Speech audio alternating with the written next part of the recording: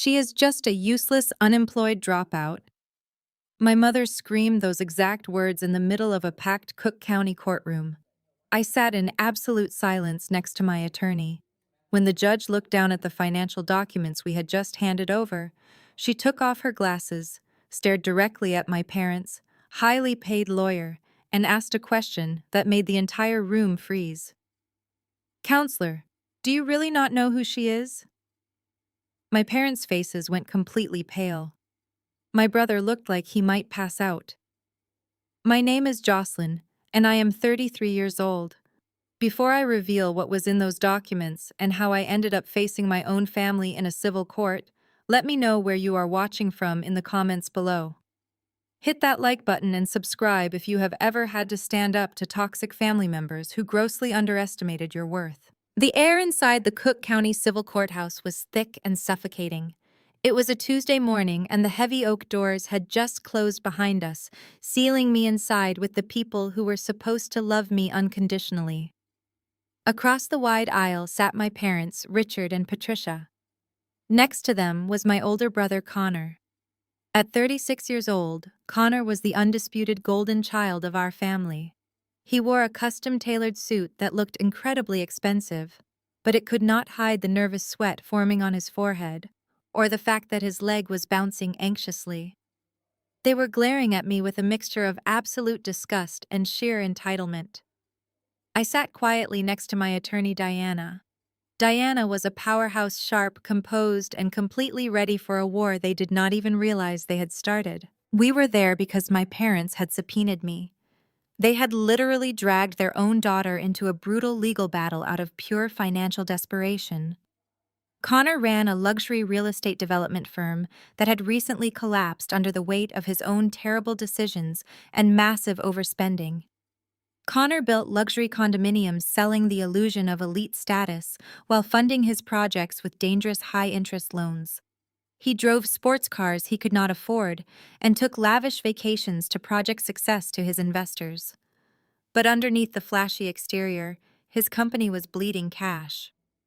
When the real estate market shifted, his creditors came calling, and his house of cards began to rapidly collapse. A faceless private equity firm known as Apex Holdings had legally bought up all of his massive defaulted debt.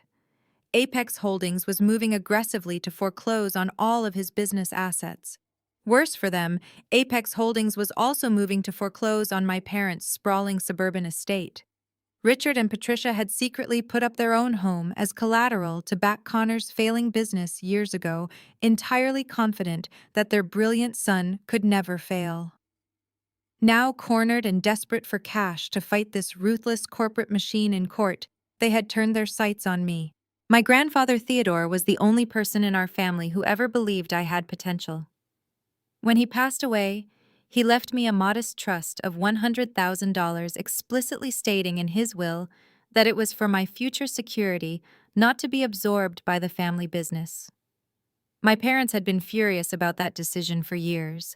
They believed every asset in the family should be funneled directly into Connor's ventures. Patricia could not contain her rage as the proceedings began. She practically leaped out of her chair, pointing a shaking manicured finger right at my face.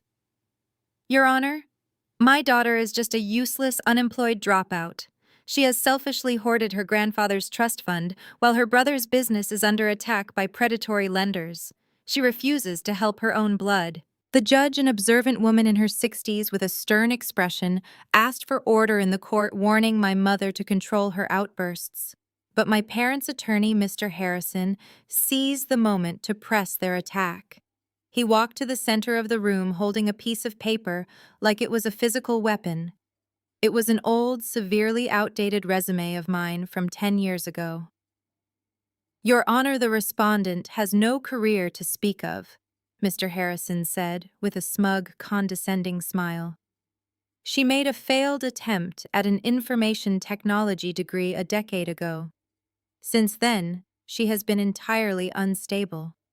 She suffered a well-documented depressive episode in her early 20s, dropping out of society entirely. She lacks the capacity to manage the $100,000 trust her late grandfather Theodore left her. We are asking the court to forcefully liquidate that trust today and redirect the funds to save her brother's legitimate enterprise from these corporate sharks. Your Honor, this young woman has contributed nothing to our society or this family. Mr. Harrison continued pacing slowly in front of the judge. She sits in a tiny apartment doing freelance computer tasks, while her brother provides jobs and infrastructure to this city. Now his business is being dismantled by Apex Holdings, a ruthless entity that refuses to negotiate. My clients Richard and Patricia are facing the unjust loss of their family home because they believed in their son's vision. It is unconscionable that the respondent is permitted to hoard a substantial trust fund out of spite while her parents face literal homelessness. We petition the court to transfer control of the trust to her father Richard, as she is clearly unfit to manage her own affairs. Hearing him twist the truth so effortlessly made my blood run cold, but I kept my face completely blank. He stood there on public record, weaponizing my past struggles with depression and weaponizing my early college days to paint me as an incompetent failure. I listened to a stranger publicly detail the darkest moments of my young adult life, framing my mental health struggles as a reason to strip me of my financial rights. My mother nodded vigorously from her seat, whispering to Connor that it was about time someone put me in my place. They wanted to strip me of the only gift my grandfather had ever given me, just to throw more money into the black hole of Connor's arrogance. They wanted to sacrifice my minor security to save the golden child from the consequences of his own reckless borrowing. They believed that because I had struggled in the past, I was fundamentally broke in a convenient piggy bank they could smash open whenever Connor needed a bailout. I did not scream. I did not cry. I did not try to defend myself against Mr. Harrison's cruel and calculated remarks. I simply looked at Diana and gave her a slight nod. Diana stood up smoothly, buttoning her blazer with total calm. Your Honor, opposing counsel's characterization of my client is not only inaccurate, it is bordering on defamation. We have brought the requested financial disclosures. Diana walked forward and handed a thick, heavy folder directly to the bailiff, who passed it up to the judge. The courtroom fell silent. Mr. Harrison chuckled softly, leaning back against his table, probably assuming I had brought a few meager bank statements from a checking account and a lease agreement for my apartment. Patricia leaned back in her chair, crossing her arms, wearing a look of absolute triumph. She thought she had won. She thought I was finally going to be forced to hand over my grandfather's money to clean up Connor's mess. As the judge read, I could hear the faint ticking of the wall clock echoing in the vast wood-paneled room. I watched my mother whisper something to my father, a nasty little smile playing on her lips. She was completely certain that the legal system would validate her lifelong belief that I was nothing more than an incompetent child. Connor adjusted his designer tie, trying to regain his composure, shooting me a glare that promised retribution for making them go through this legal hassle. He truly believed he was the victim. He believed that forcing his little sister to surrender her only inheritance was his absolute birthright. The judge opened the folder. She began to read the first page. Then she flipped to the second page. Her stern expression shifted into something completely unreadable. The silence in the room stretched out, becoming heavy and incredibly tense. The judge read the unredacted financial portfolio in absolute silence for 2 full minutes. The only sound in the courtroom was the rustling of thick paper as she turned page after page. Finally, she closed the folder and set it down heavily on her desk. She took off her reading glasses and let out a long, slow breath. She looked down from the bench, fixing her gaze directly on my parents' highly paid, incredibly smug attorney. "Counselor," the judge said, her voice echoing clearly across the quiet room. "Do you really not know who she is?" Mr. Harrison froze, his confident smile melting away into sheer confusion. My parents' faces went completely pale as they realized something was terribly wrong. Connor stopped bouncing his legs, staring at the judge with wide, panicked eyes. But to understand exactly how we got to this moment and what those documents proved, we have to go back 8 months to the exact moment I decided to set this devastating trap. 8 months before that silent courtroom, the trap was initially set in the dining room of my parents' sprawling suburban estate in Oak Brook, Illinois. It was Thanksgiving Day. The kind of holiday gathering that looked like a glossy magazine cover but felt exactly like a hostile interrogation. I had spent the morning preparing a homemade dessert, bracing myself for the inevitable comments about my lifestyle. Our family home was massive, all brick and pristine landscaping, a physical monument to my father's obsession with projecting wealth and success. I stood in the massive chef kitchen, holding a heavy silver serving dish. It was a vintage piece passed down from my great-grandmother, intricately etched and polished to a mirror shine. I was carefully placing roasted root vegetables into it, trying to stay out of the way, when my mother walked in. Patricia did not say hello. She did not ask how my drive from the city was or how I was doing. Instead, she marched right up to me, reached out and snatched the silver dish right out of my hands. She grabbed it so forcefully that the heavy serving spoon clattered loudly against the marble countertop. "I will be taking this out to the dining room," Patricia announced aggressively, wiping a non-existent smudge from the rim with her cloth napkin. "I want to present it to Bethany properly." Bethany was Connor's new wife. She was a woman who had seamlessly and fully embraced the family dynamic of treating me like invisible household staff. I stood there wiping my hands on a towel, keeping my voice completely neutral. I asked my mother why she was formally presenting a generational family heirloom to a woman who had been in the family for less than a year, especially when that dish had been promised to me by my grandmother. Patricia let out a sharp, deeply condescending laugh. She looked me up and down, her eyes lingering critically on my simple outfit.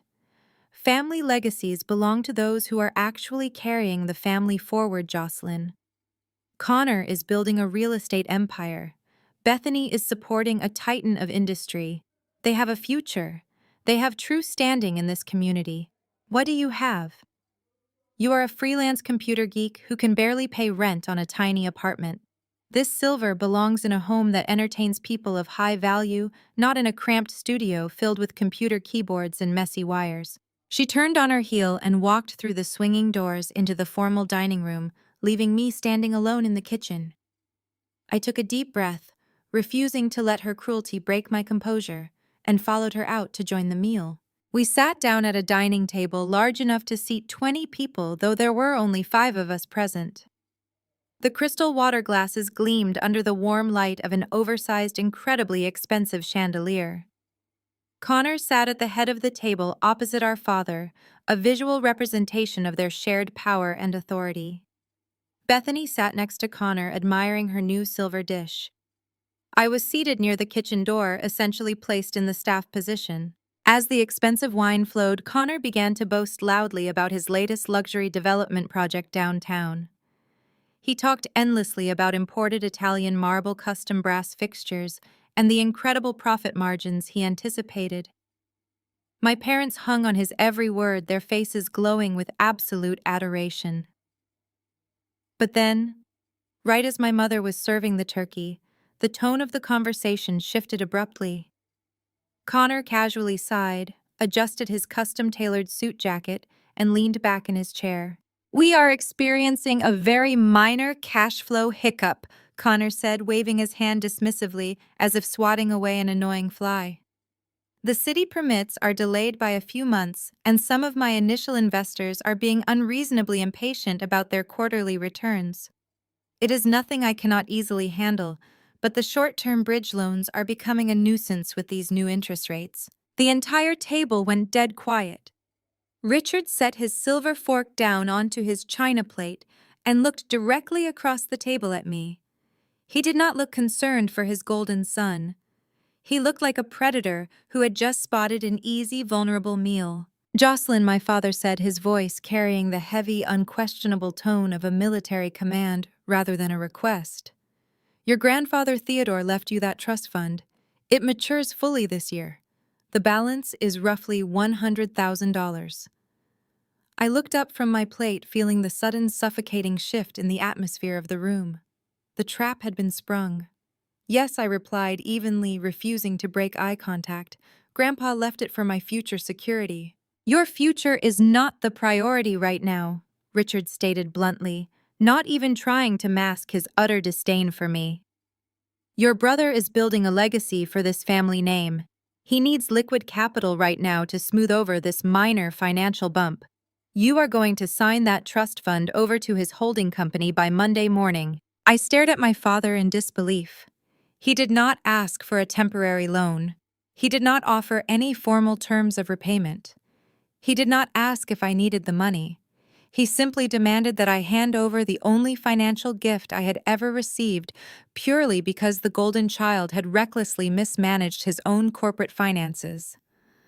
No, I said calmly, keeping my hands steady in my lap. I am not doing that.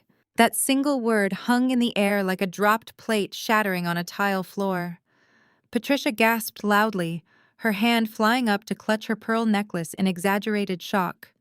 Connor slammed his fist onto the solid mahogany table, making the wine glasses jump and the silverware rattle. "Excuse me?" Connor sneered, his face turning an angry dark shade of red. "You are refusing to help your own family. I am employing dozens of people. I am building luxury residential towers that change the city skyline. What exactly are you doing that is so incredibly important? Playing with computer codes in a dingy apartment that smells like cheap takeout. You are a college dropout. You have no real career. You are going to sit on 100 grand doing absolutely nothing while my legitimate business faces a temporary liquidity issue. Your liquidity issue is your own responsibility, Connor," I said, keeping my voice completely level despite the adrenaline rushing through my veins. Grandpa Theodore explicitly stated in his will that the money was not to be absorbed by the family business. He knew exactly how you both operate, and he wanted to make sure I was protected from this exact scenario. "How dare you bring your grandfather into this to justify your utter selfishness?" Richard roared, his face twisting with genuine fury. He pointed a finger at me across the table. "You are an ungrateful, useless disappointment. We put a roof over your head for 18 years. We paid for your food, your clothes, and your medical bills when you had your pathetic little mental breakdown in your early 20s.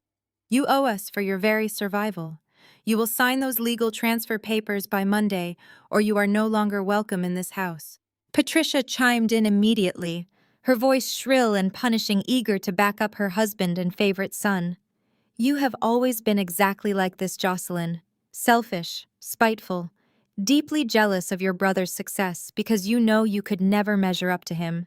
If you were half the child Connor is, you would sell your own organs to save this family from financial ruin.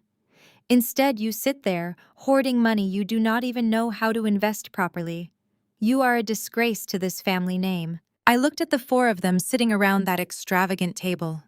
My mother breathing heavily with manufactured theatrical outrage.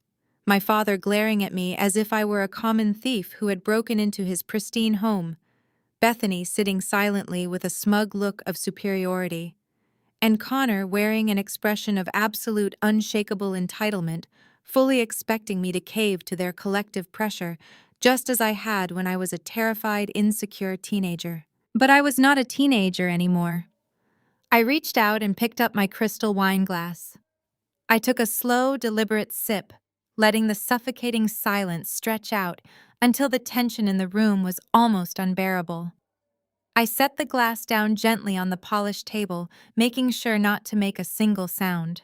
"I do not owe you anything for providing basic life necessities to a child you actively chose to bring into the world," I said, my voice cutting clearly and sharply through the heavy silence of the dining room. "And I certainly do not owe Connor my inheritance to bail him out of his own reckless financial incompetence. The answer is no. Today, tomorrow, and forever." I stood up smoothly, pushed my heavy chair in, and walked toward the hallway to pick up my winter coat. I did not look back or flinch as Richard yelled after me that I was a worthless failure who would die alone and penniless in the gutter. I walked out the heavy oak front door, feeling the crisp autumn air hit my face, leaving them seething in their dining room. 2 weeks later, the real betrayal happened. I was sitting at my desk when my phone vibrated with a high-priority fraud alert from my private banking sector. I opened the secure financial portal and felt the floor drop out from under me. My grandfather's trust account had been completely drained. The balance was absolute zero. Worse, a massive high-interest bridge loan had been taken out in my name, leveraging the trust as collateral just before it was emptied. Connor had not just asked for the money, He had gone behind my back, forged my signature on legal bank documents, and stolen my identity to save his sinking ship. I did not collapse onto my couch in a puddle of tears. I did not pick up my phone to call my parents and scream at them for raising a thief. I did not even feel a single ounce of panic. Instead of breaking down, a strange, absolute calm washed over my entire body. For 33 years, I had played the role of the quiet, disappointing daughter. I had absorbed their insults, deflected their cruelty, and allowed them to believe their own manufactured narrative about my life. They needed me to be a failure so Connor could look like a god. I had let them believe it because my peace was always more important to me than their validation. But Connor crossing the line into felony identity theft changed the rules of engagement permanently. I closed my laptop, grabbed my keys, and walked out of my modest apartment.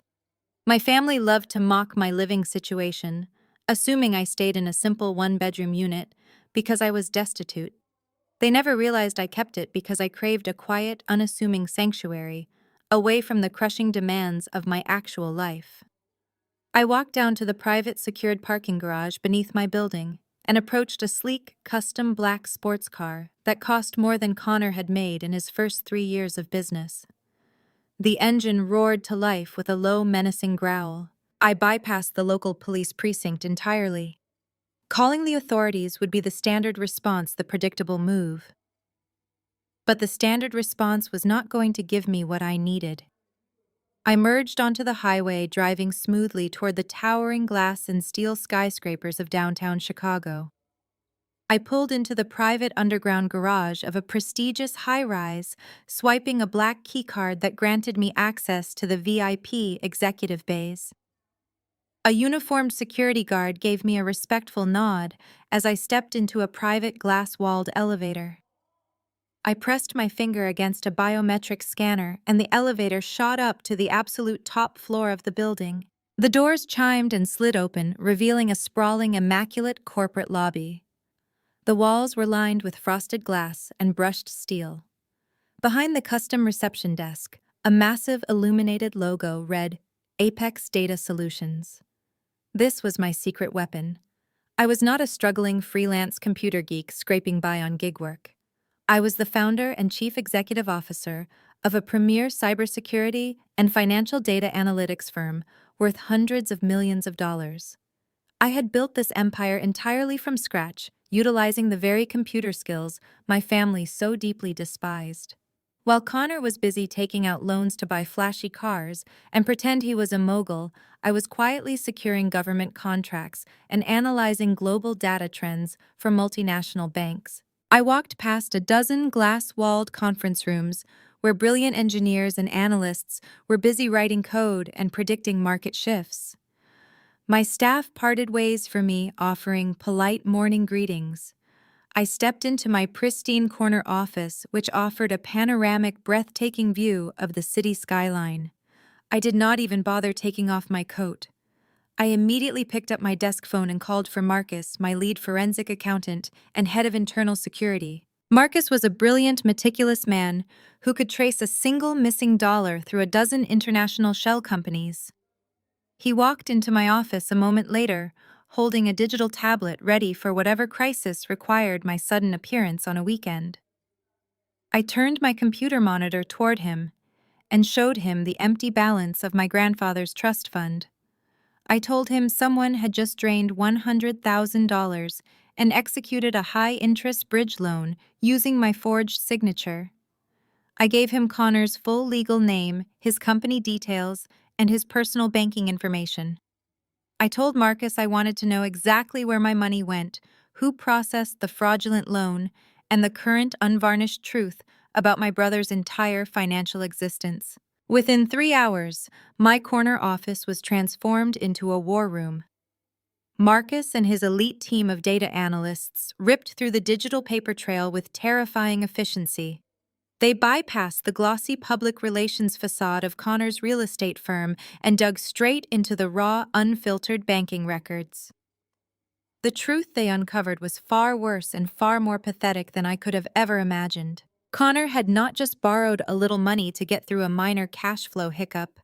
His entire company was a sinking, burning ship. He had taken my grandfather's trust fund and immediately wired it to a predatory subprime corporate lender just to cover a single month of overdue interest payments. He had used a shady, unethical notary public to rubber stamp my forged signature on the loan origination documents. But that was only the very surface of his deceit. As Marcus projected the financial flowcharts onto the large smart screen on my office wall, the full scope of Connor's monumental failure came to light. His luxury real estate development firm was leveraged to the absolute breaking point on toxic defaulted debt. He had taken out massive loans to fund construction projects that were currently sitting abandoned and half finished. He was bleeding cash every single day. He owed millions to various aggressive private equity firms and independent creditors.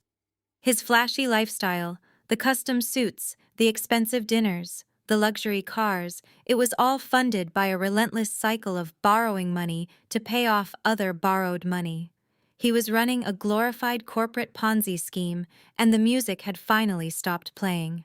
But the real shock, the discovery that made the air in my office grow absolutely freezing, came when Marcus dug into the primary collateral backing Connor's largest and most dangerous loans.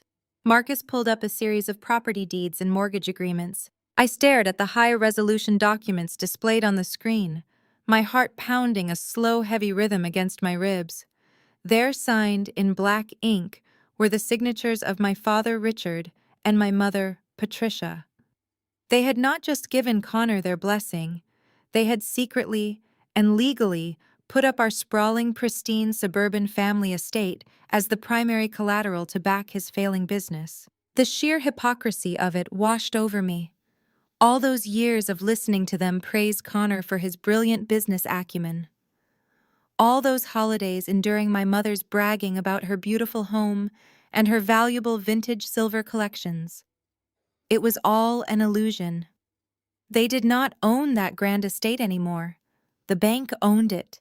They had literally bet their entire financial existence on their golden child, and he had squandered it on terrible investments and unearned arrogance. During that horrible Thanksgiving dinner when my father demanded that I hand over my modest trust fund, he was not trying to help Connor expand his business.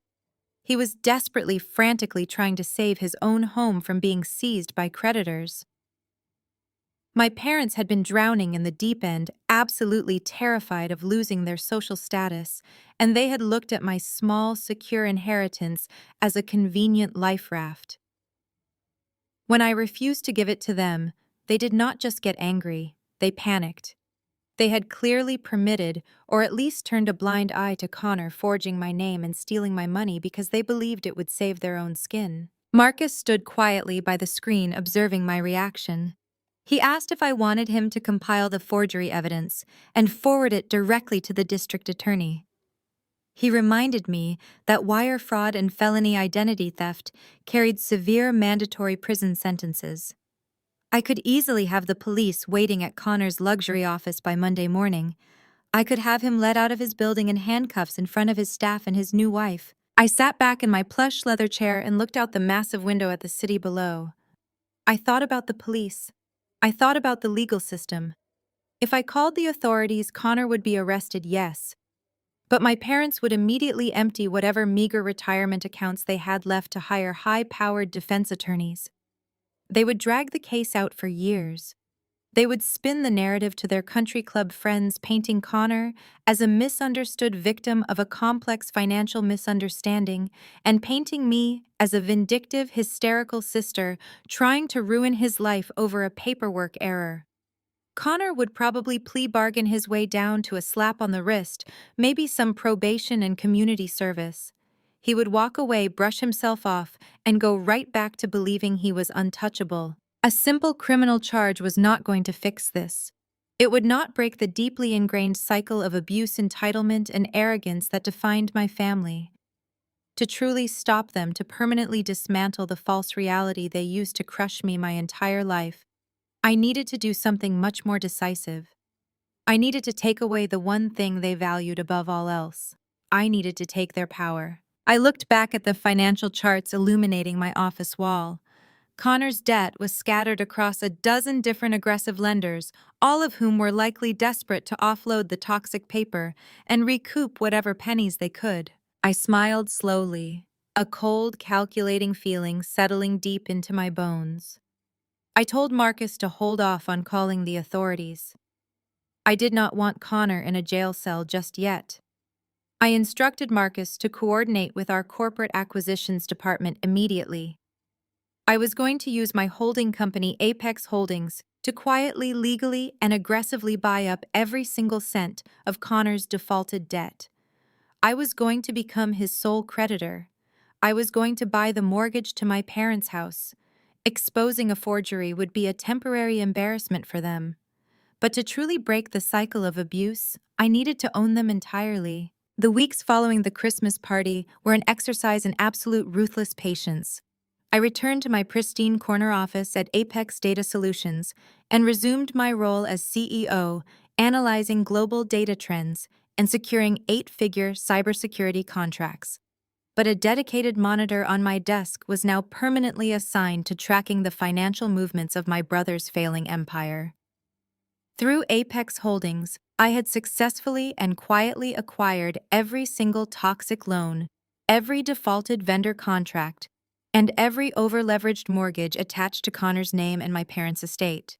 I was legally and indisputably their sole creditor. Because I operated behind the heavy, impenetrable corporate veil of Apex Holdings, Connor had absolutely no idea that his little sister held the deed to his entire life. To him, Apex was just another faceless, aggressive private equity firm that had bought up his debt during a standard market consolidation. He received a formal, legally mandated notification letter from my acquisition team in late January, informing him that his accounts had been transferred to a new servicer. I watched the digital logs as Connor reacted exactly as I knew he would. He arrogantly brushed it off. He didn't even bother to call the contact number provided by my legal team to negotiate new terms. He simply assumed he could employ the same tactics he used with his previous smaller lenders, a combination of aggressive bullying, empty promises of future returns, and superficial charm to secure endless extensions. He believed the rules of high finance did not apply to him because he was Connor the golden boy of local real estate. My legal team at Apex Holdings, operating strictly under my direct, unbending orders, set an incredibly rigid, legally ironclad repayment schedule. There would be no negotiations. There would be no grace periods beyond what was legally required by state law. The terms were brutal standard for subprime corporate debt acquisition and completely non-negotiable. The first massive consolidated payment was due on a Friday. I sat at my desk, sipping black coffee, watching the digital ledger. 5 p.m. came and went. The banking day closed. Connor's payment did not arrive. He had missed his first obligation to Apex Holdings. The automated system immediately flagged the account. The legally mandated 48-hour grace period clock began ticking down to zero. Connor had exactly 2 days to produce the millions he owed, or the house of cards would be violently kicked over.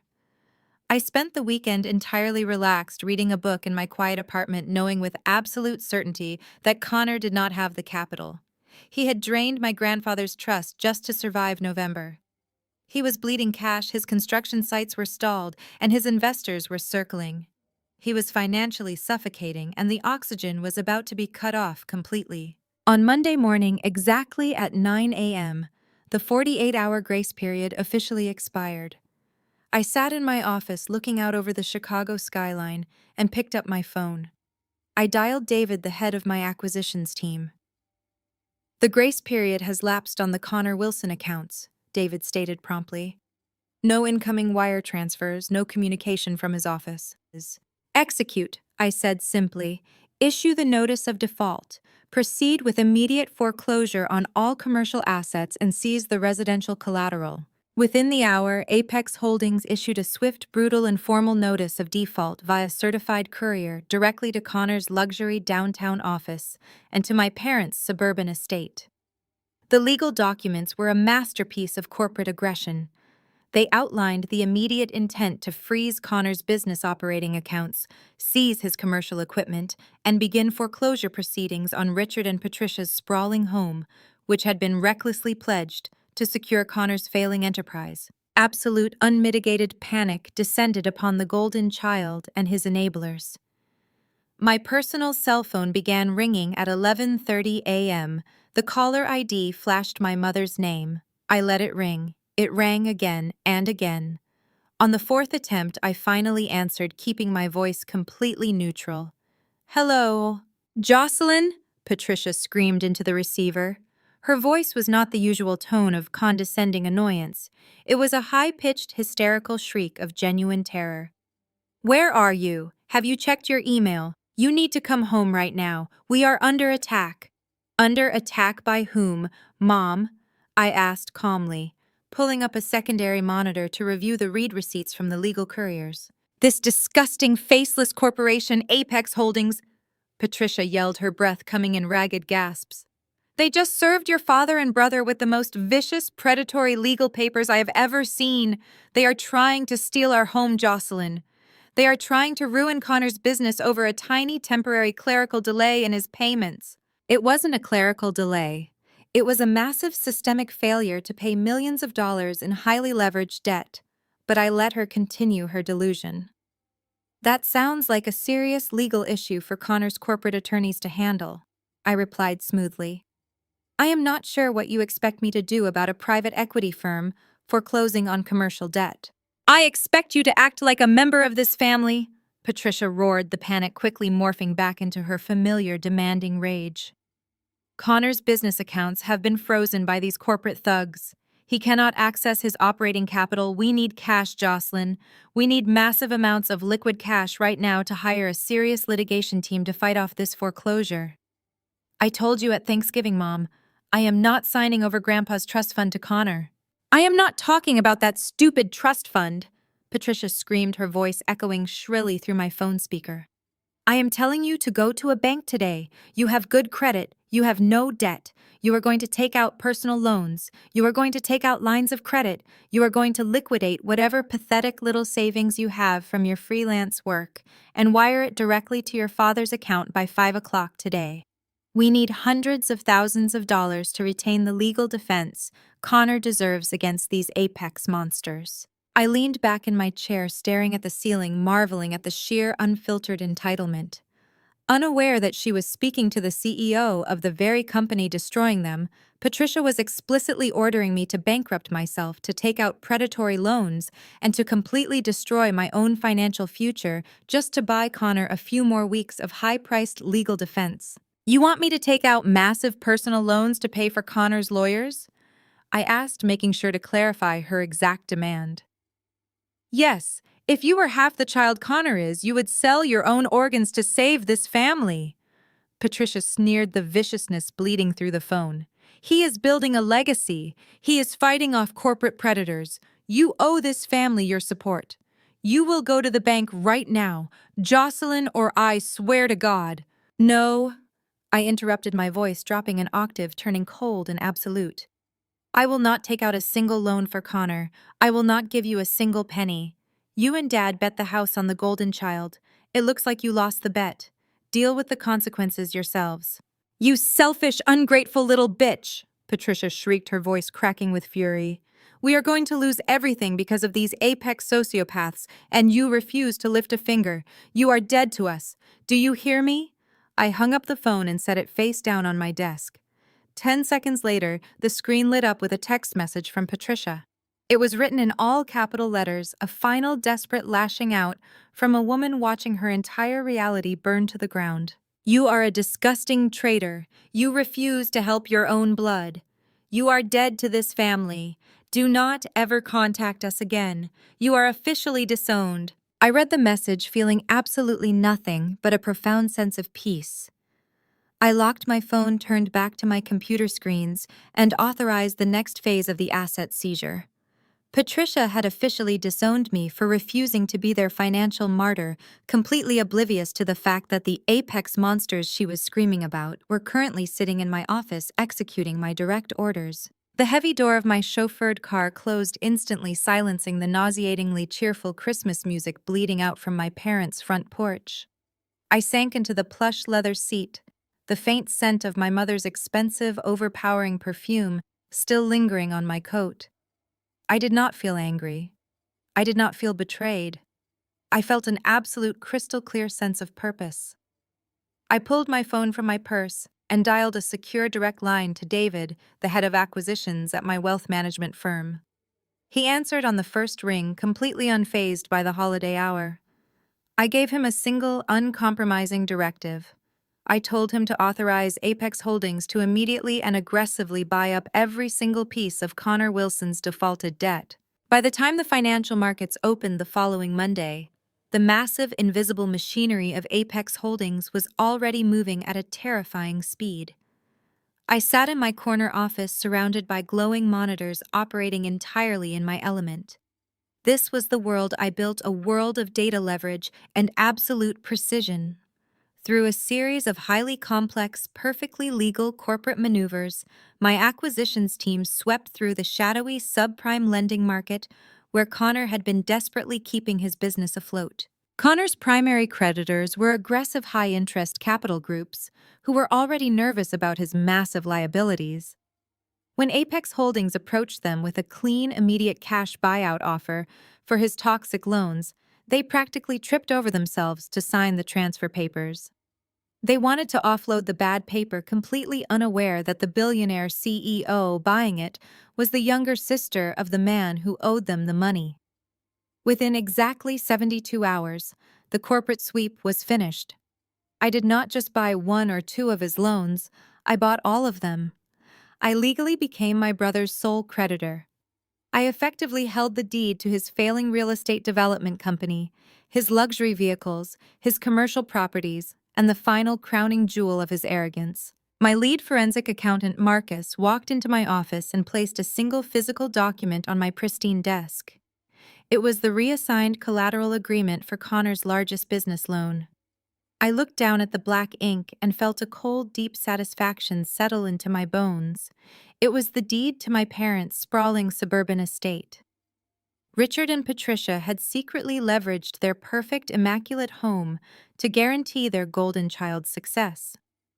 The fortress of impossible expectations where I had spent my entire childhood being mocked, minimized, and treated like a profound disappointment was no longer theirs.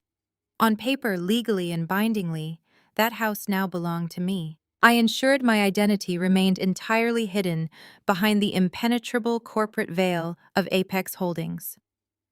Apex was structured through a complex labyrinth of LLCs and blind trusts designed specifically to shield my privacy as a high-net-worth individual.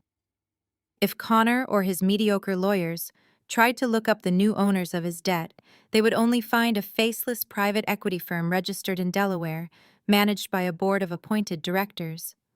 There was absolutely no digital trail leading back to the useless unemployed dropout he had mocked at the Thanksgiving table. 2 weeks into January, the formal notification of debt acquisition arrived at Connor's luxury downtown office via certified mail. I knew exactly when it was delivered because I was watching the tracking data live on my monitor. The letter informed Connor Wilson Real Estate Group that their outstanding liabilities, previous defaults, and collateral agreements had been purchased in full by Apex Holdings. I expected panic. I expected a frantic scramble, but I had momentarily underestimated the sheer boundless depths of my brother's arrogance. Later that afternoon, Marcus sent me an audio file.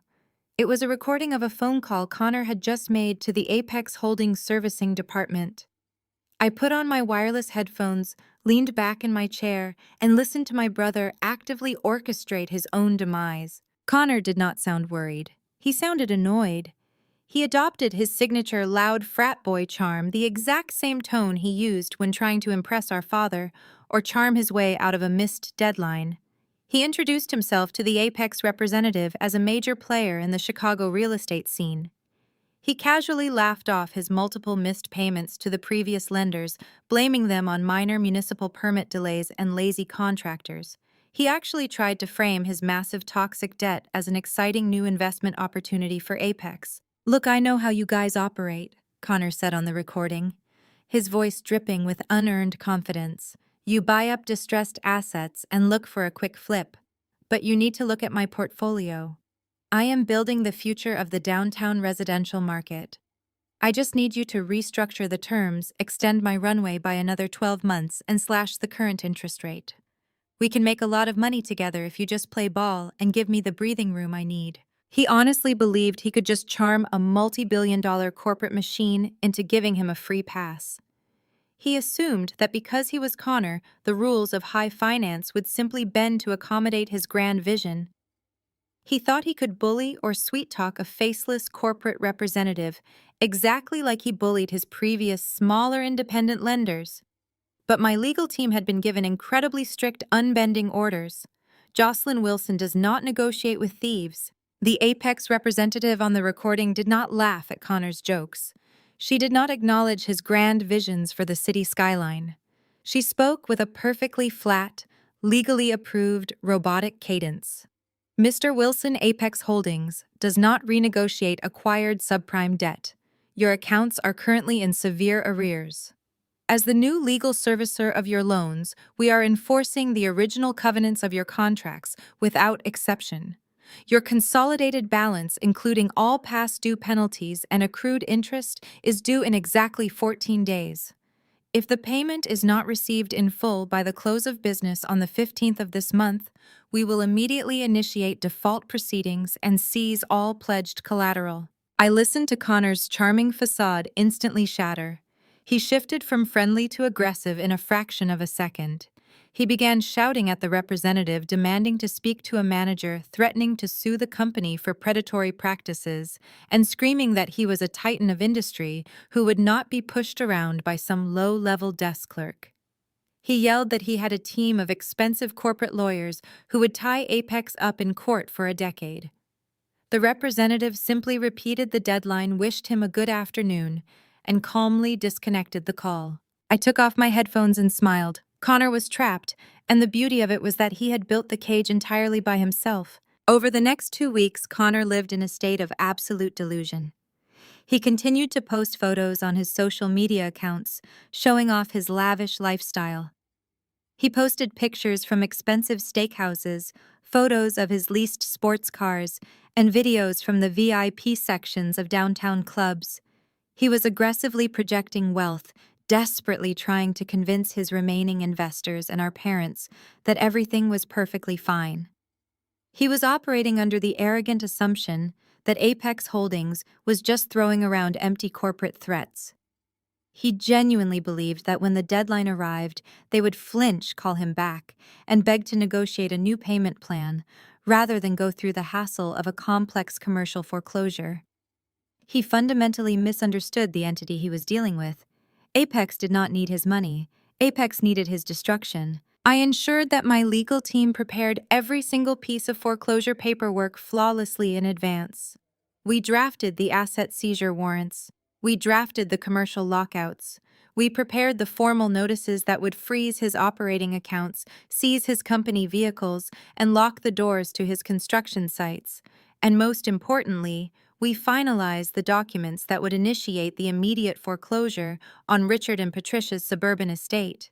Every single legal weapon was loaded, aimed, and simply waiting for the trigger to be pulled. The 15th of the month finally arrived. It was a crisp, clear Friday morning.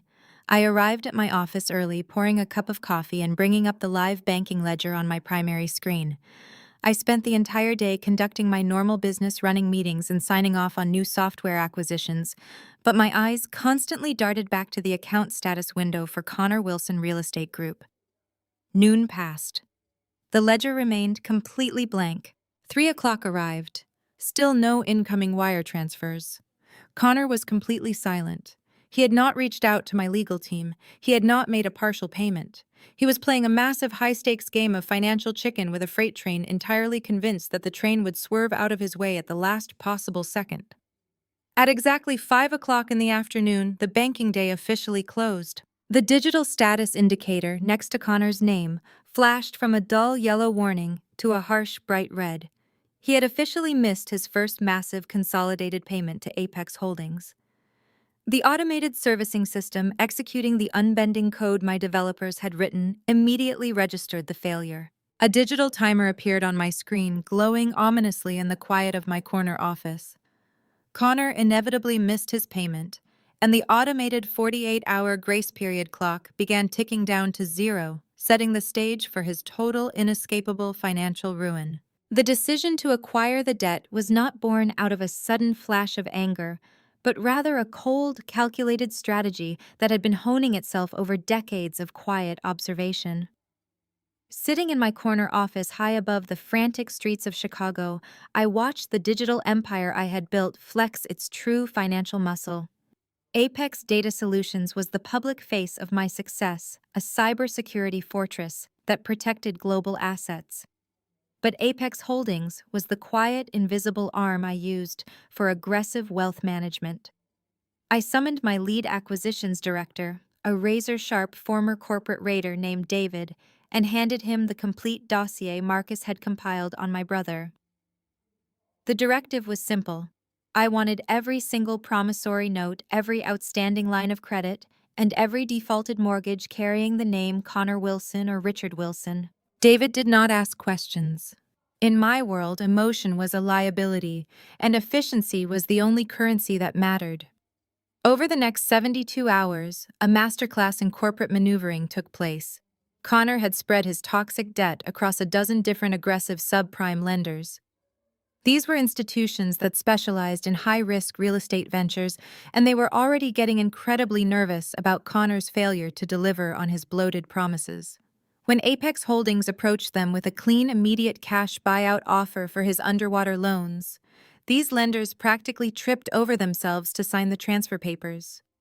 They were desperate to offload the bad paper and recoup their initial capital, completely unaware that the billionaire CEO authorizing the massive wire transfers was the younger sister of the man who owed them the money. I sat at my polished mahogany desk, operating entirely in my element.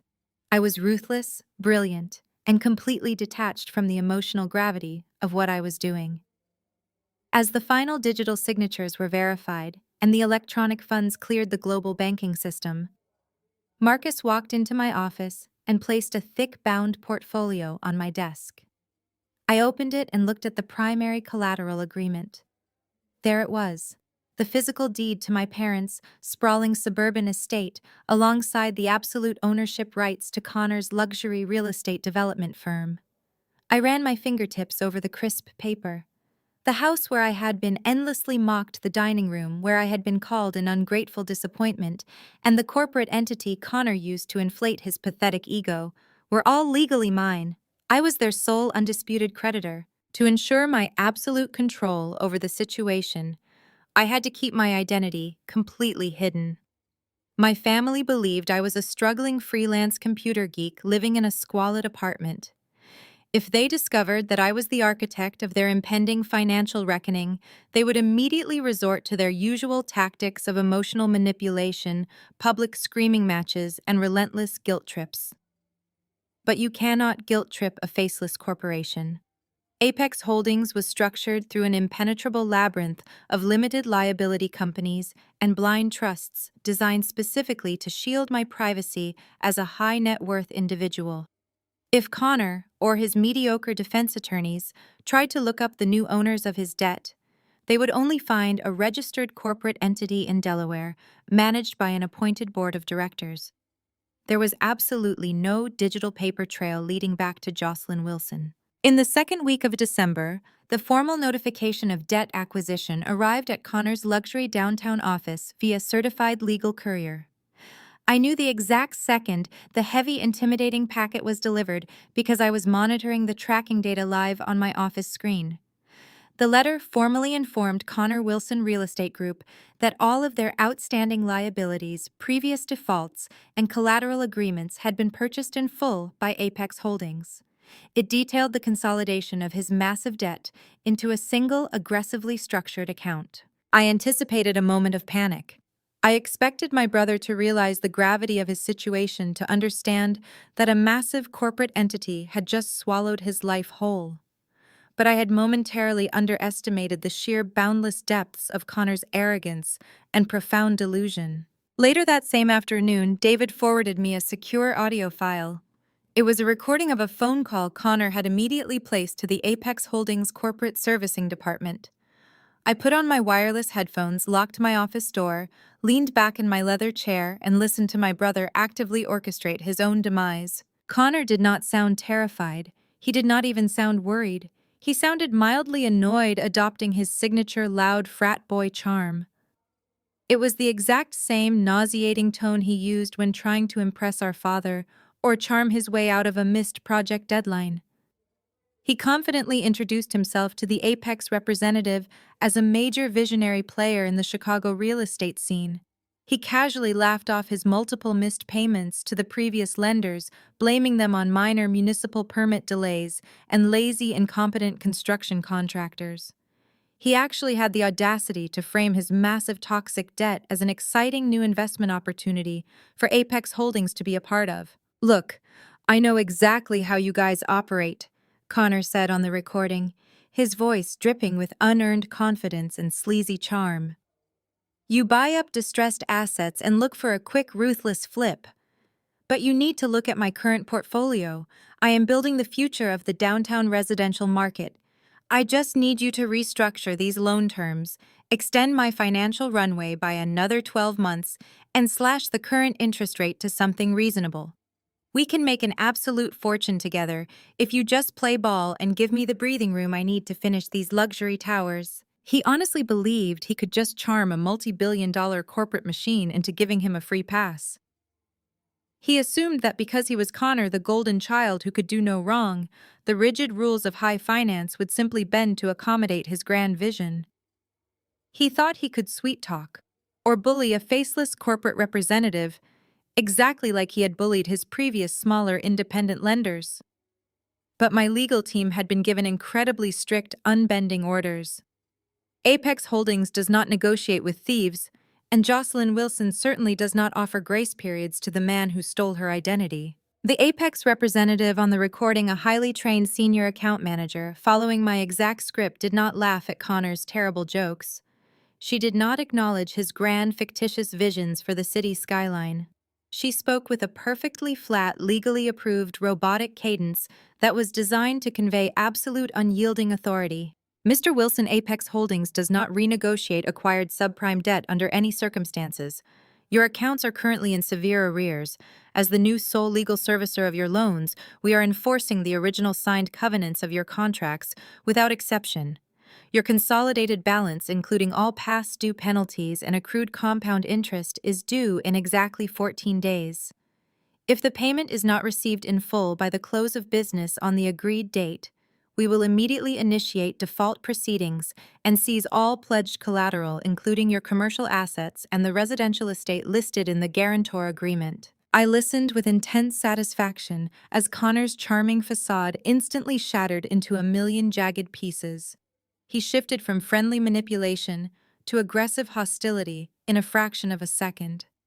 He began shouting at the representative, demanding to speak to a senior vice president, threatening to sue the company for predatory lending practices, and screaming that he was a titan of industry who would not be pushed around by some low-level desk clerk. He yelled that he had a team of incredibly expensive corporate lawyers who would tie Apex Holdings up in litigation for a decade. The representative simply repeated the non-negotiable deadline, wished him a good afternoon, and calmly disconnected the call. I took off my headphones, resting them on the polished wood of my desk. Connor was thoroughly trapped, and the absolute beauty of the situation was that he had built the steel cage entirely by himself. Despite the clear, undeniable threat hanging over his head, Connor spent the next 2 weeks living in a state of absolute willful denial. Through my security team's casual monitoring of his public digital footprint, I watched him continue to project a sickening illusion of massive wealth. He posted glossy photos from expensive steakhouses, uploaded videos from the VIP sections of exclusive downtown clubs, and flaunted his leased luxury vehicles. He was aggressively projecting success, desperately trying to convince his remaining nervous investors and our adoring parents that everything was perfectly fine. He was operating under the arrogant assumption that Apex Holdings was just throwing around empty corporate threats to scare him into a minor payment. He genuinely believed that when the final deadline arrived, the corporation would flinch, call him back, and begged to negotiate a new lenient payment plan rather than go through the lengthy hassle of a complex commercial foreclosure. He fundamentally misunderstood the entity he was dealing with. Apex did not need his money. Apex needed his destruction. I ensured that my legal team prepared every single piece of foreclosure paperwork flawlessly in advance of the deadline. We drafted the aggressive asset seizure warrants. We drafted the commercial lockouts for his office buildings. We prepared the formal devastating notices that would instantly freeze his business operating accounts, seize his company vehicles, and physically lock the gates to his abandoned construction sites. And most importantly, we finalized the documents that would initiate the immediate unforgiving foreclosure on Richard and Patricia's pristine suburban estate. Every single legal weapon was loaded, aimed, and simply waiting for the inevitable trigger to be pulled. The deadline finally arrived. It was a crisp, brutally cold Friday morning. I arrived at my office well before dawn, pouring a cup of black coffee and bringing up the live secured banking ledger on my primary central screen.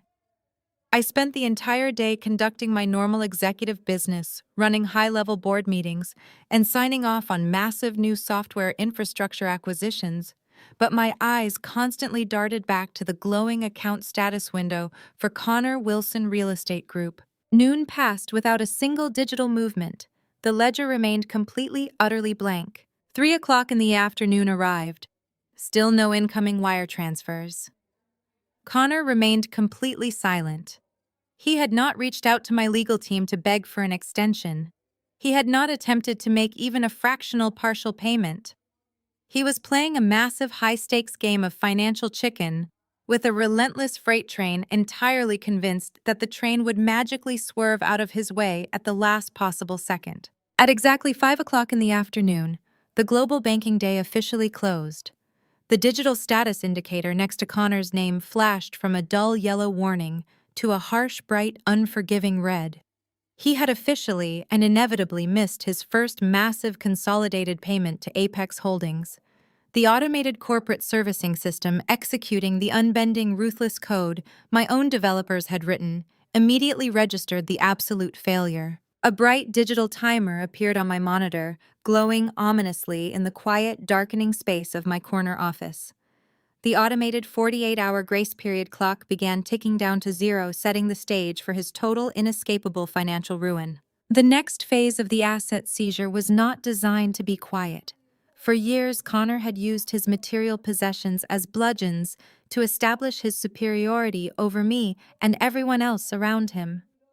His leased luxury vehicles were the crown jewels of his manufactured persona, and taking them away required a public stage. I instructed my acquisitions team to track the GPS locators installed by the original dealership financiers. I wanted the repossession to happen when it would cause the maximum amount of social damage. The perfect opportunity presented itself that very Saturday afternoon. Connor and his new wife Bethany lived in an exclusive, highly restrictive gated community in the North Shore suburbs. Every summer and winter, the Homeowners Association hosted an extravagant neighborhood block party.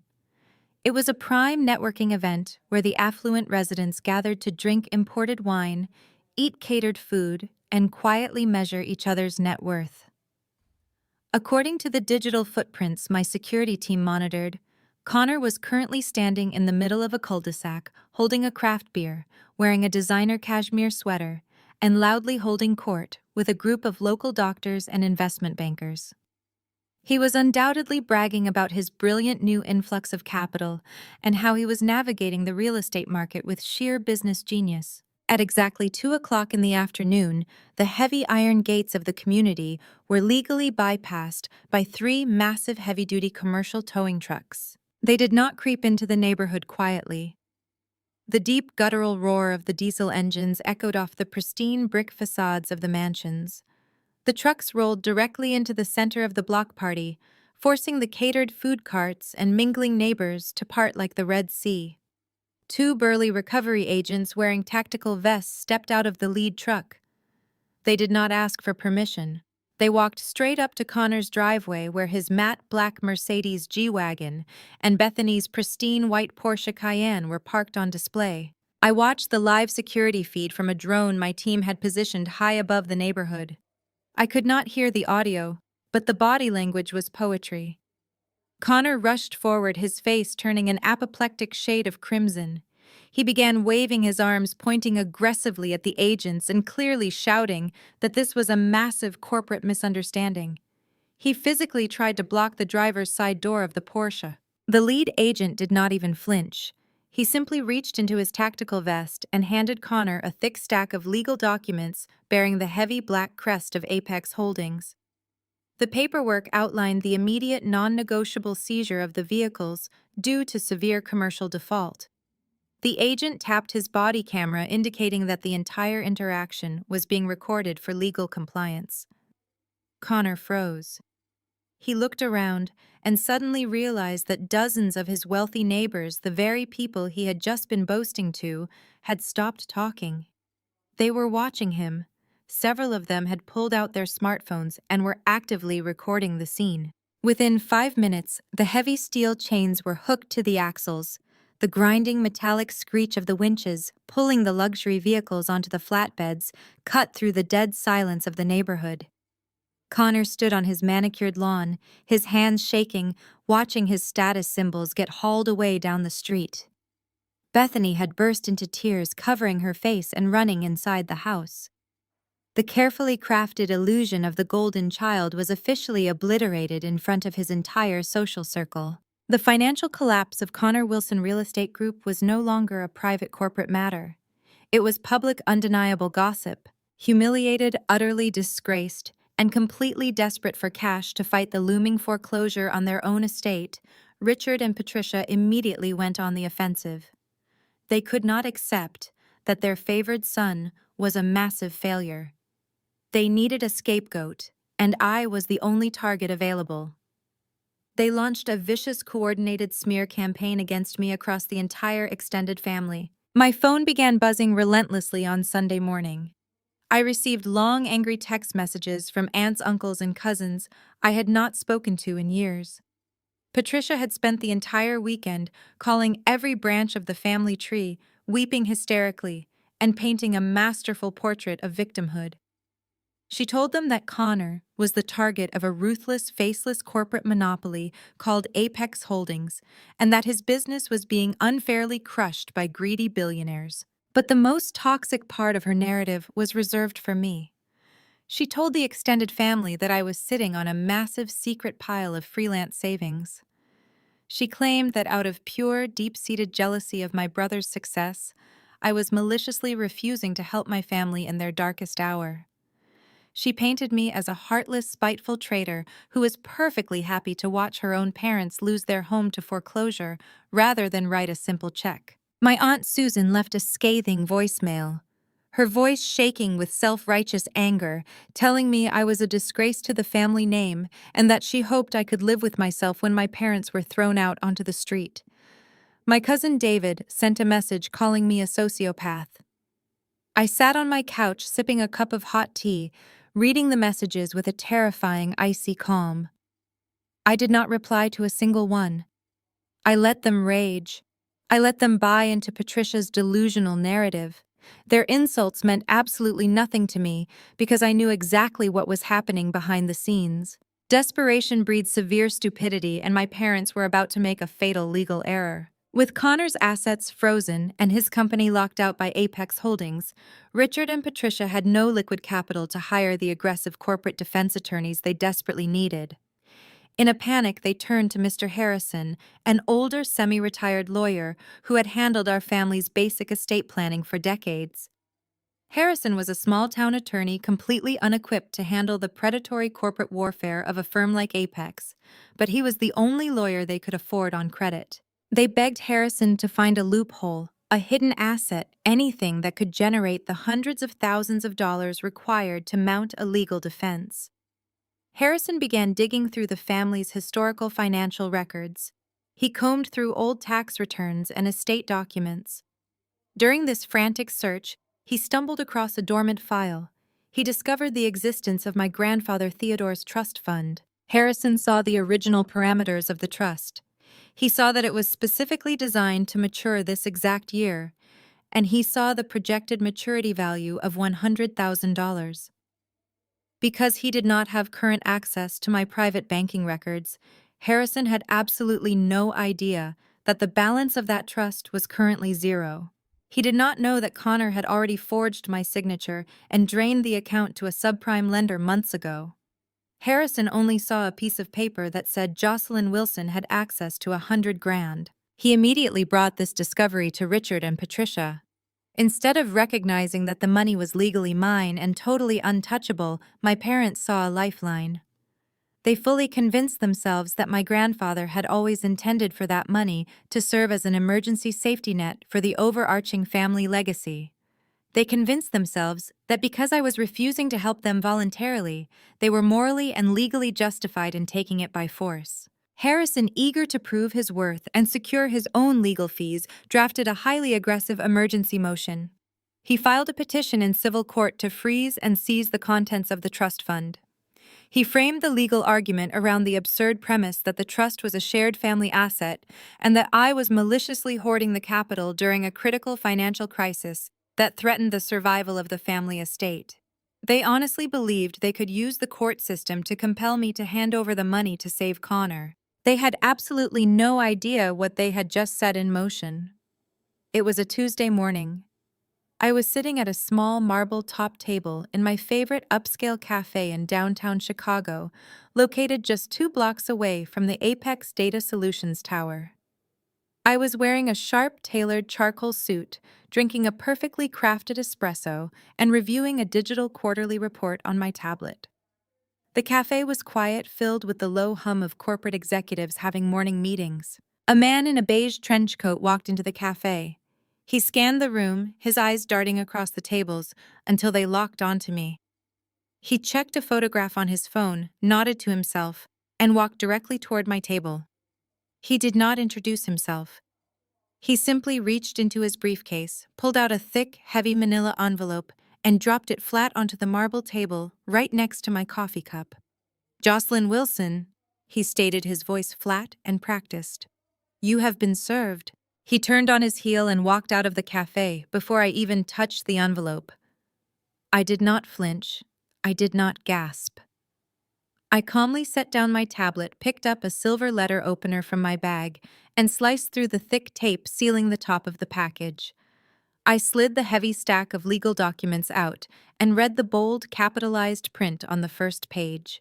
It was the official subpoena and the emergency motion filed by Mr. Harrison on behalf of Richard and Patricia Wilson. It demanded the immediate freezing of the Theodore Trust and a full legally mandated disclosure of the account's banking history and current balance. I leaned back in my chair and a slow, genuine smile spread across my face. I looked out the cafe window at the bustling city streets, feeling a rush of absolute, untouchable power. My parents thought they were being ruthless. They thought they were using the legal system to back me into a corner and force me to surrender. But by officially filing a subpoena demanding the banking records of that specific trust fund, they had unwittingly dragged the court directly into the crime scene. They had just legally forced the bank to produce the exact wire transfer logs, the exact IP addresses, and the exact forged signature documents that proved Connor had committed felony identity theft. They needed money to fight the Apex monsters. Instead, they had just handed the district attorney the murder weapon.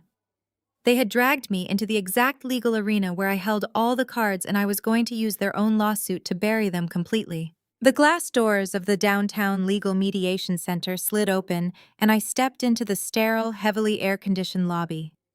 The deposition was scheduled for 10 o'clock sharp in Conference Room B, a suffocatingly bland space featuring gray walls, a cheap veneer table, and uncomfortable synthetic leather chairs. I had spent the morning preparing for this exact performance. I was not dressed as the struggling freelance web developer my family believed me to be. I wore a bespoke $5,000 tailored charcoal suit imported from Milan, paired with a crisp silk blouse and solitary flawless diamond studs. The cut of the fabric projected absolute undeniable authority. It was the armor of a woman who commanded boardrooms, not a runaway daughter begging for scraps. When I pushed open the heavy wooden door to the conference room, my family was already seated on the opposite side of the long table. The visual contrast was staggering. Richard and Patricia looked exhausted, their faces lined with the severe stress of impending bankruptcy. Connor sat next to them, furiously tapping on his smartphone, his leg bouncing with nervous, suppressed energy.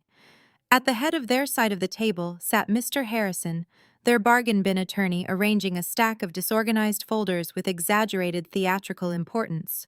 I took my seat across from them. My lead personal attorney, Diana, slid into the chair next to me. Diana was a lethal, high-priced corporate litigator whom I kept on a massive retainer specifically for delicate matters. She wore a severe black suit, her expression entirely unreadable. She snapped her briefcases open and arranged a single pristine legal pad in front of her. Patricia immediately leaned across the table toward Connor. She did not even attempt to lower her voice. Her toxic whisper carried perfectly across the quiet room. "Look at her!" Patricia hissed, rolling her eyes and gesturing dismissively at my outfit. "She actually rented a designer suit just to come in here and look important. It is pathetic. She probably maxed out her last credit card just to play dress-up for the lawyers." Connor smirked, not bothering to look up from his phone. Classic Jocelyn, all fake, no substance. I kept my face perfectly blank, resting my manicured hands lightly on the table. Let them believe the suit was a rental. Let them believe this was all a desperate facade. Their unwavering commitment to underestimating me was the greatest tactical advantage I possessed. Mr. Harrison cleared his throat loudly, attempting to command the room. He clicked his pen, adjusted his glasses, and looked at me with a sickeningly patronizing smile. He possessed the bloated, unearned confidence of a mediocre man who believed he was the smartest person in any room he entered. Now Jocelyn Harrison began using my first name while referring to himself as Mr. Harrison. "We are here today to discuss some very serious financial matters regarding your grandfather Theodore's estate. I understand that the world of high finance and legal trusts can be incredibly confusing for someone without a background in business. I am going to try to keep my questions as simple as possible so you can follow along. If you get confused by the terminology, just stop me and I will try to break it down for you."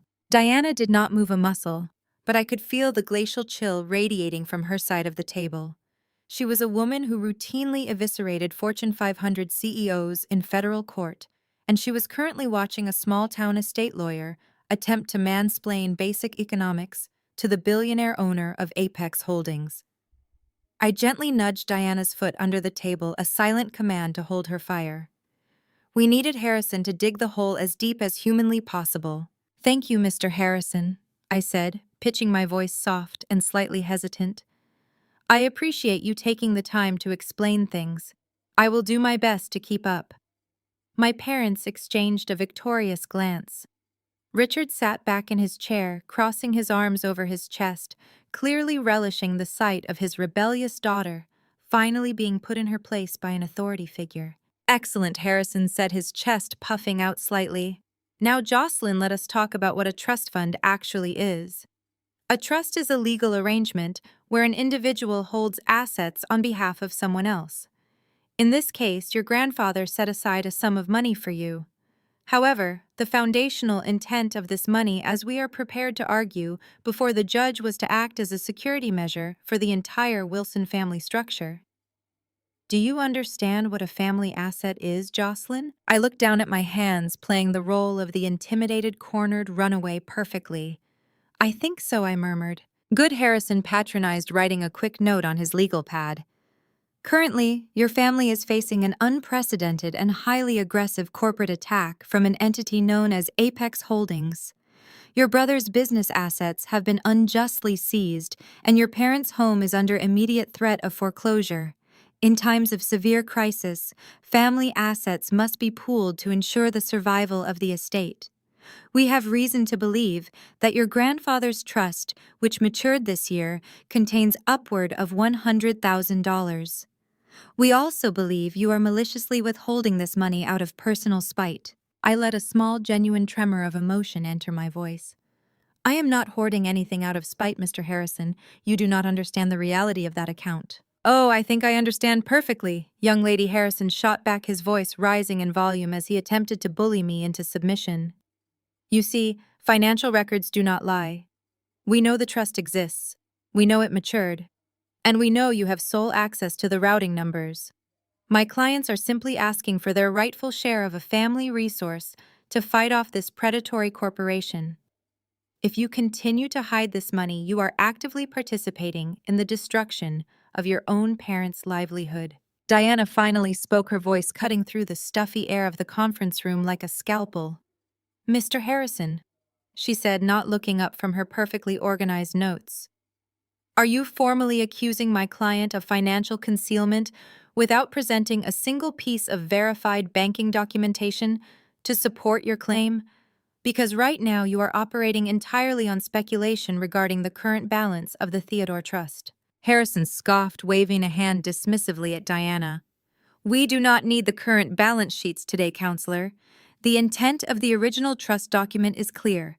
We are here to establish that your client is acting in bad faith by refusing to liquidate the asset to aid her family. But I cannot liquidate it, I said, keeping my head bowed, my voice barely above a whisper. The money you are looking for is not there for me to give them. This was the absolute, unvarnished truth. The $100,000 did not exist because Connor had already forged my signature and wired the entire sum to a subprime lender to cover his own toxic debts. I was not hiding the money. Connor had stolen it. But Harrison and my parents were too blinded by their own arrogant assumptions to recognize the confession hidden in my words. Connor let out a loud, mocking laugh. God, you are such a liar, Jocelyn. He sneered across the table. You have always been a greedy, selfish liar. You are probably sitting on that cash right now laughing at us while we deal with these apex monsters. Just hand over the money so we can fix this. Richard slammed his open palm onto the table, making the water glasses rattle. You owe this family, Jocelyn. We put a roof over your head. We fed you. And the second things get difficult, you turn your back on your own flesh and blood. You are going to sign over that trust today, or we will drag you through the courts until you are utterly bankrupt. I shrank back into my chair, letting my shoulders slump. I looked precisely like a woman who was buckling under the overwhelming weight of her family's aggressive demands. I gave them exactly what they wanted to see. I gave them fear. I gave them submission. Mr. Harrison sensed blood in the water. He believed he had successfully broken my spirit. He believed that with one final aggressive legal push, he could force me to surrender the imaginary $100,000 and play the savior for the Wilson family. He stood up from his chair, planted his hands firmly on the table, and leaned forward, his face twisting into a predatory, victorious grin. The time for hiding is over, Jocelyn. Harrison demanded, his voice echoing loudly off the bare walls of the conference room. My clients are done playing games with you. If you refuse to voluntarily sign over the trust assets today, we will take this directly to the judge. I am going to file a motion to completely unseal your entire financial life. I will demand that you submit your full corporate affiliations, your private banking ledgers, your investment portfolios, and your complete federal tax returns directly to the court for the final hearing. We will expose exactly what you are hiding, and the judge will force you to surrender the capital to your family. Diana slowly lowered her pen. She looked up at Mr. Harrison with an expression of profound, almost clinical fascination, like a scientist watching a lab rat willingly walk into an incinerator. Harrison stood there beaming with arrogant pride. He thought he had just issued the ultimate legal threat. He thought he was intimidating a broke, stubborn daughter into coughing up a minor trust fund. He was entirely blind to the fact that he had just officially legally demanded that Jocelyn Wilson unmask herself in front of a federal judge. He had just demanded the full corporate tax returns and banking ledgers of the Supreme Executive Officer of Apex Holdings. I looked up at Harrison, meeting his predatory grin with wide, innocent eyes. I let a long, heavy silence stretch across the room before I finally spoke. If that is what you truly want, Mr. Harrison, I whispered softly, I will bring all of my corporate records to the final hearing. Every single one. Harrison leaned back in his chair, linking his fingers together over his stomach. He let out a loud, self-satisfied breath, thoroughly convinced he had just successfully wrestled a defiant, ignorant child into submission. Across the table, Patricia shot a victorious, incredibly smug look at Connor. My brother did not even bother to look up from his phone, merely letting out a short, arrogant scoff. He honestly believed my sudden capitulation was the natural order of the universe reasserting itself. In his mind, I was always meant to surrender to his needs. The court reporter's fingers danced across her steno machine, capturing the heavy silence that followed my quiet concession. "Excellent," Harrison said, his tone dripping with a sickening blend of paternal approval and professional arrogance. "I am glad to see you are finally choosing to cooperate, Jocelyn. It will save everyone a tremendous amount of time and unnecessary legal fees. We will expect the full delivery of your personal financial portfolio, specifically focusing on the Theodore Trust and any connected bank accounts, prior to the scheduled hearing next Thursday." I kept my head bowed and offered a small, seemingly defeated nod, but the deposition was not over. Diana, who had remained perfectly still, like a coiled serpent for the first hour of the proceedings, finally stirred. She reached out with one manicured finger and aligned her legal pad perfectly parallel to the edge of the cheap veneer table. When she spoke, her voice was not loud, but it possessed a sharp metallic resonance that immediately commanded the oxygen in the room. "Before we conclude today's session," Mr. Harrison, Diana stated, her gaze locking onto the older attorney, "I have a few clarifying questions for your clients. As you have based this entire emergency petition on the premise of a severe, unprovoked financial crisis threatening the family estate, it is standard legal procedure to establish the exact nature and origin of this crisis on the record." Harrison frowned, his triumphant smile slipping slightly. "I hardly see how that is necessary, Counselor. The financial distress is a matter of public record at this point. Apex Holdings has initiated commercial and residential foreclosure. The crisis is self-evident." "The existence of a foreclosure is evident," Diana corrected smoothly, her eyes remaining cold and flat.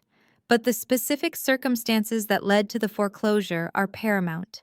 You are asking a judge to pierce a protected, long-standing family trust to bail out a commercial real estate venture. To prove that my client is acting in bad faith by refusing to assist, we must first establish that your clients have acted in absolute good faith in their own business dealings.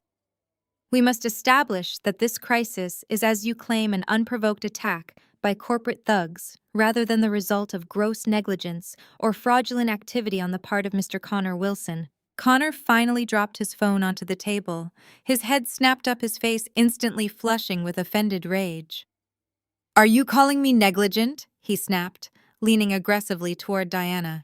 "Do you have any idea who you are talking to?" Diana did not flinch.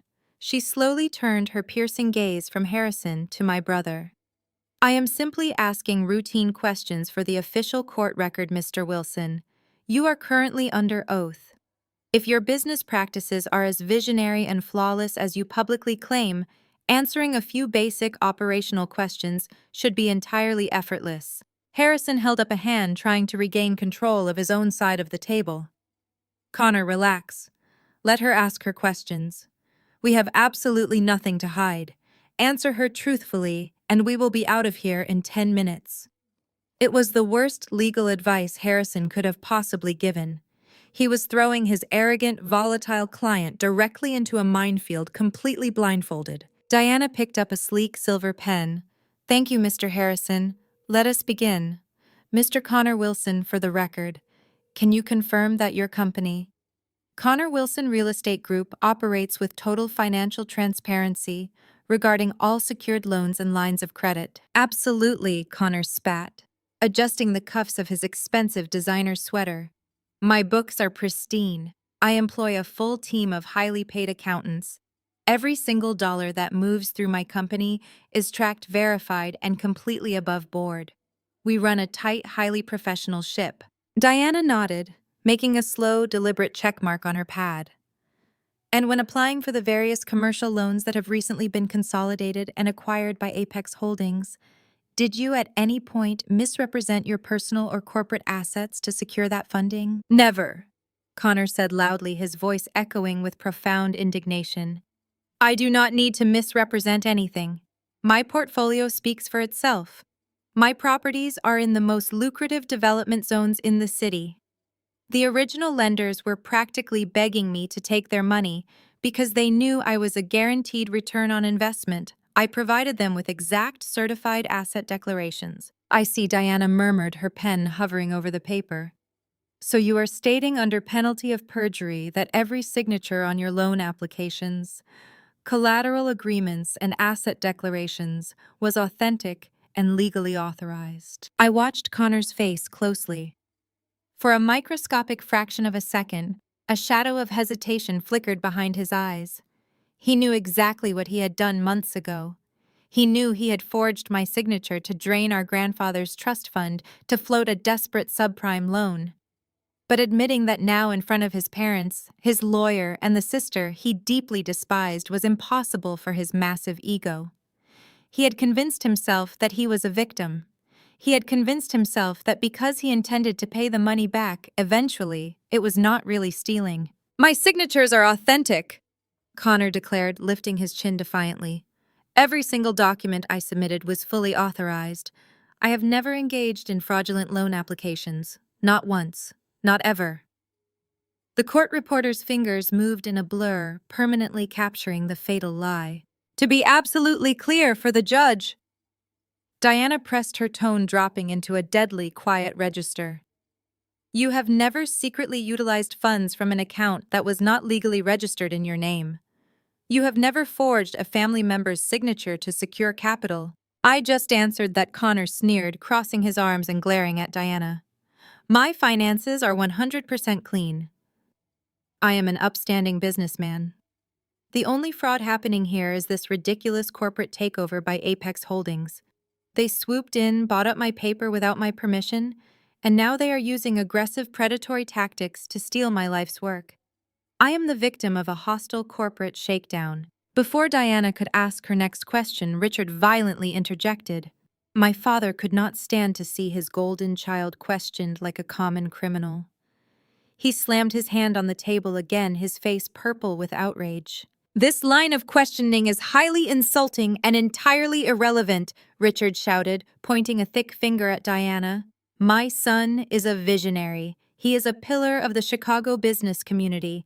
I have personally overseen his development, and I can swear on my life that Connor has never acted improperly. He has absolute integrity. He is a victim of corporate thugs who are exploiting a temporary market fluctuation to steal our family estate. The only person in this room acting with malice is my ungrateful daughter, who is sitting on a trust fund while her family is being attacked." Diana did not interrupt him. She let Richard vent his fury, ensuring the court reporter captured every single word of his passionate, misguided defense. Richard was voluntarily binding himself to Connor's sinking ship. He was swearing under oath to the flawless integrity of a man who had already committed grand larceny against his own family. "So," Diana said, her voice cutting cleanly through the lingering echo of Richard's shouting, "we have it on the official record. Mr. Connor Wilson maintains that his finances are impeccably clean, completely transparent, and entirely free of any fraudulent activity or forged authorizations. Furthermore, Mr. Richard Wilson officially attests to his son's absolute financial integrity. You both firmly maintain that this crisis is solely the result of predatory actions by Apex Holdings and not the result of hidden financial misconduct by Mr. Wilson." "That is exactly right," Harrison interrupted, eager to reclaim control of the room and wrap up the deposition. "My clients have been perfectly clear. They are upstanding citizens dealing with an unprecedented corporate assault. We have answered your questions, counselor. Now it is time for your client to fulfill her end of the arrangement. The trap was set. The bait had been taken. The steel jaws were primed to snap shut." Connor and Richard had just committed explicit, undeniable perjury on a legally binding federal transcript. They had sworn under oath that no fraud had taken place, completely unaware that the very corporation they were cursing held the exact banking logs' IP addresses and forged documents proving that Connor had drained the Theodore Trust. By demanding my financial records, they had forced me to bring the evidence of Connor's felony directly into the courtroom. By lying under oath, they had just guaranteed that when that evidence was presented, it would carry the added devastating weight of severe perjury. They had dug their own graves, climbed inside, and proudly handed me the shovel. Diana slowly closed her leather portfolio. She looked up from her notes, her eyes locking onto Mr. Harrison. The cold, clinical detachment vanished from her face, replaced by a slow, razor-sharp smile that was utterly terrifying in its absolute confidence. It was the smile of an apex predator looking at a wounded deer that mistakenly believed it was a lion. "We are entirely in agreement, Mr. Harrison," Diana purred, her voice dripping with lethal sweetness. "Transparency is indeed the best policy. We will gladly submit my client's full unredacted corporate portfolio directly to the judge at the upcoming hearing. We will ensure the court sees exactly where every single dollar of the Theodore Trust went, who authorized the transfers, and the complete corporate structure of the entities involved." Harrison beamed, completely oblivious to the slaughter he had just facilitated. "Excellent. I am glad we could come to a productive understanding." Diana stood up, buttoning her suit jacket with precise, elegant movements. "Oh, it has been incredibly productive, Mr. Harrison. I assure you the judge is going to find my client's financial disclosures absolutely fascinating." The penthouse was completely silent, insulated by reinforced acoustic glass from the howling Chicago wind outside. It was exactly 10 o'clock on the eve of the final court hearing. I stood by the floor-to-ceiling windows, looking out at the glittering grid of the city skyline. Tomorrow, that grid would shift entirely. I walked back to my dining table, which was currently serving as a corporate war room.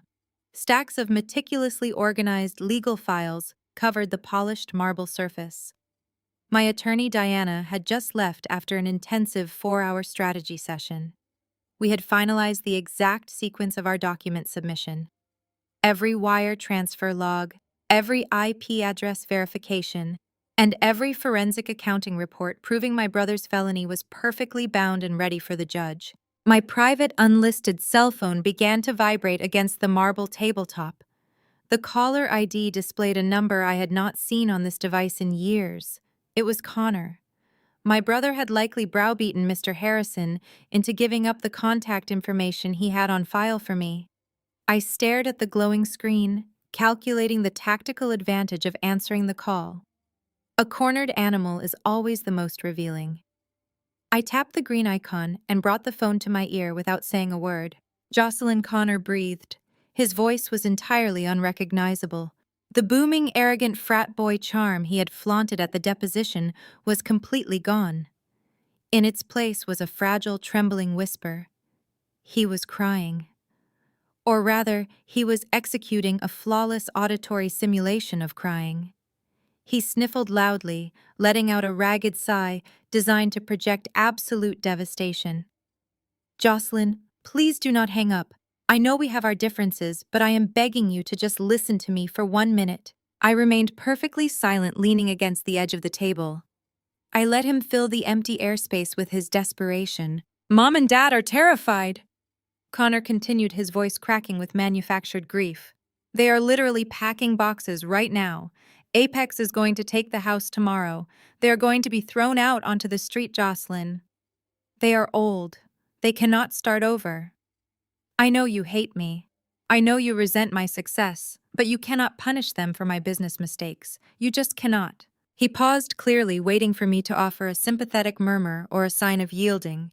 When I offered nothing but cold silence, he plowed forward, shifting seamlessly to the next phase of his manipulation. "I spoke to Mr. Harrison," Connor said, dropping his voice into a tone of conspiratorial intimacy. "He says that even if the trust is tied up, you have to have some money stashed away somewhere. You have been doing that freelance computer stuff for years. You have no real expenses, no husband, no kids. You have to have a modest savings account built up. I am begging you, Jocelyn. Empty it. Drain whatever little savings you have and wire it to Harrison's escrow account tonight. It will give us enough liquidity to stall the foreclosure proceedings. If you just give us whatever you have, 20 grand, 50 grand, I swear on my life I will pay you back double when the market turns around. You can save this family right now."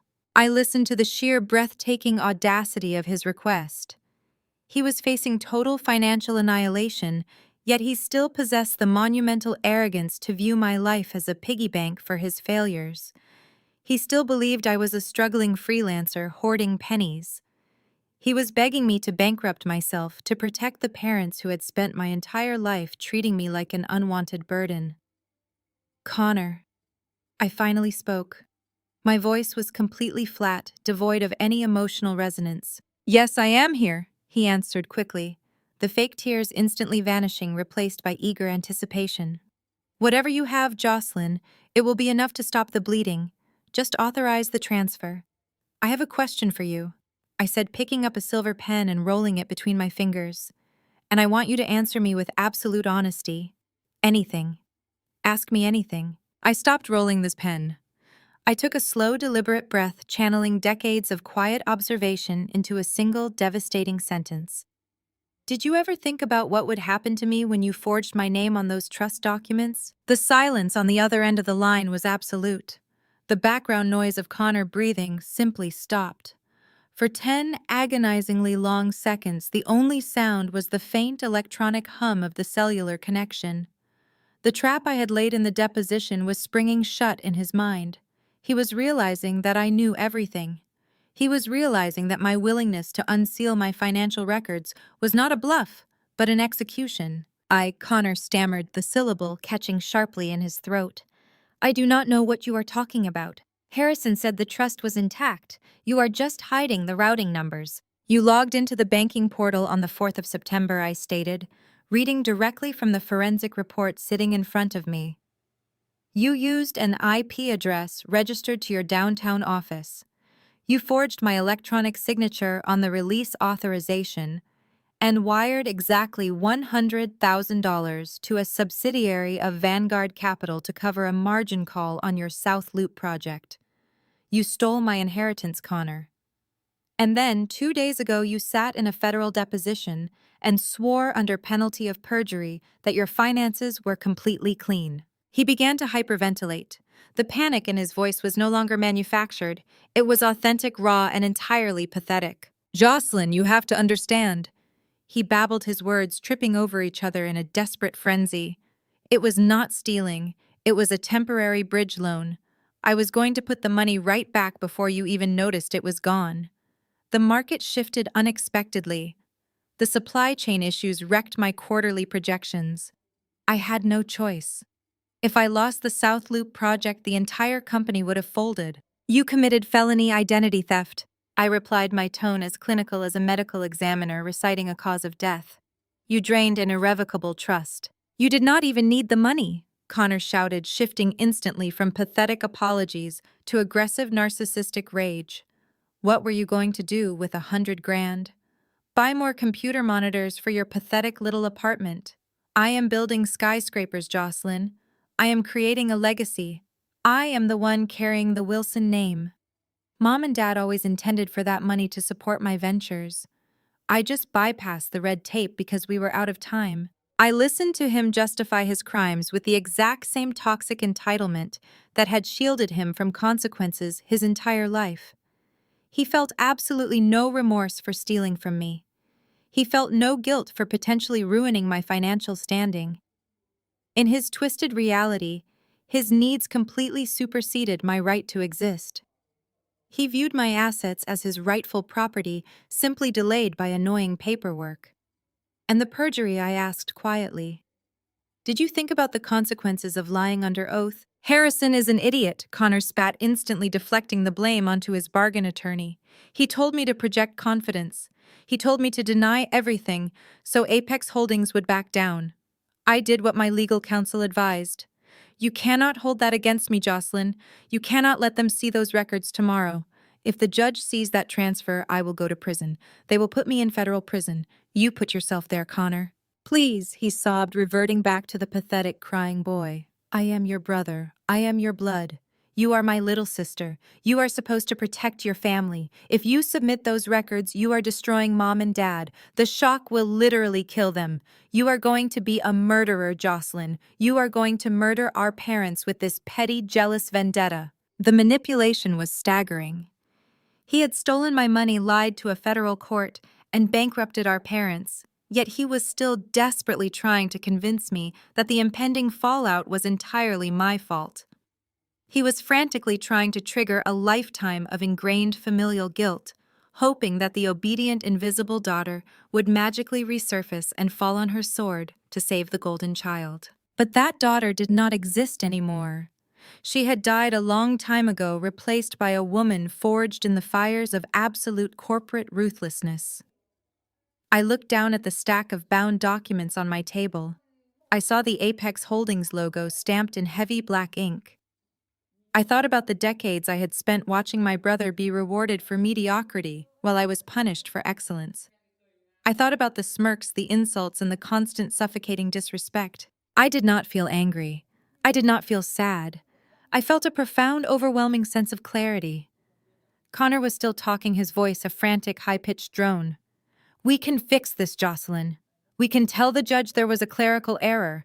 We can say you authorized the transfer verbally and forgot. I will sign whatever you want. I will give you equity in the company when we rebuild.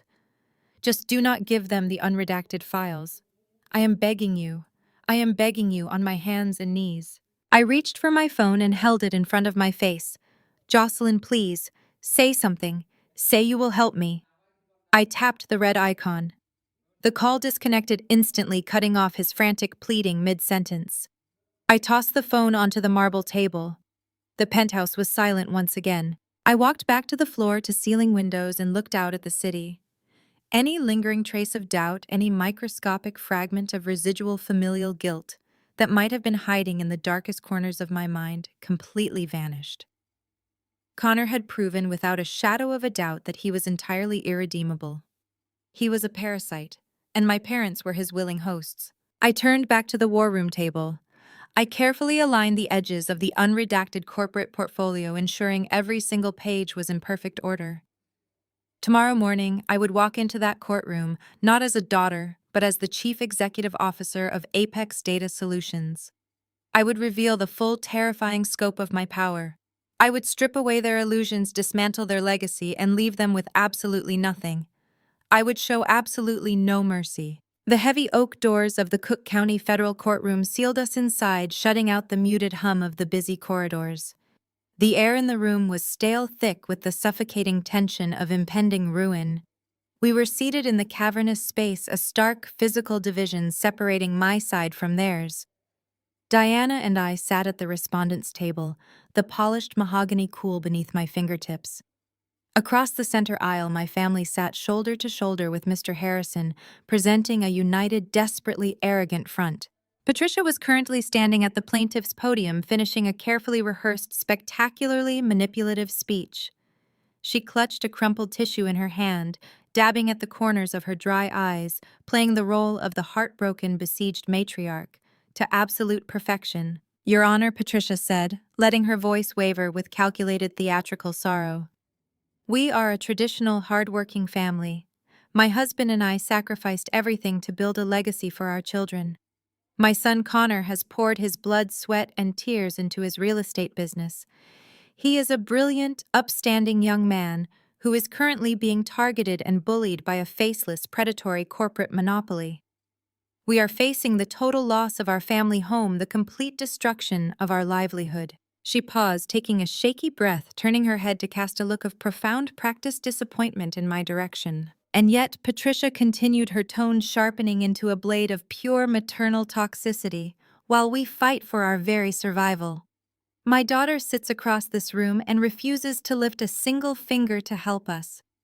Jocelyn has always been difficult. She has always been a bitter, useless daughter who rejected the family business to play on her computers. She has contributed absolutely nothing of value to this family. Now when her brother is facing a crisis he did not cause, she is maliciously hoarding a massive family trust fund out of sheer petty jealousy. We are simply asking the court to make her do the right thing to stop her from punishing her brother for his success." Patricia sniffled one final time, offered the judge a trembling nod, and returned to her seat next to Richard. My father immediately reached over and patted her hand, shooting me a glare of absolute disgust. Connor sat beside them, his chest puffed out, thoroughly enjoying the public character assassination of his sister. Judge Thorne, a formidable woman with sharp eyes and a reputation for possessing absolutely zero tolerance for courtroom theatrics, looked down at her notes. She did not offer Patricia a sympathetic smile. She simply turned her attention to the plaintiff's attorney. Mr. Harrison stood up, adjusting the lapels of his cheap, ill-fitting suit.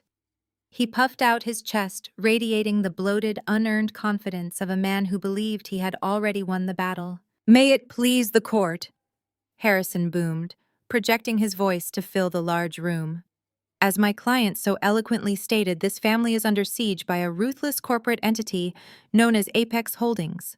The Wilson family requires immediate liquid capital to mount a legal defense and halt the unjust foreclosure proceedings currently threatening their estate.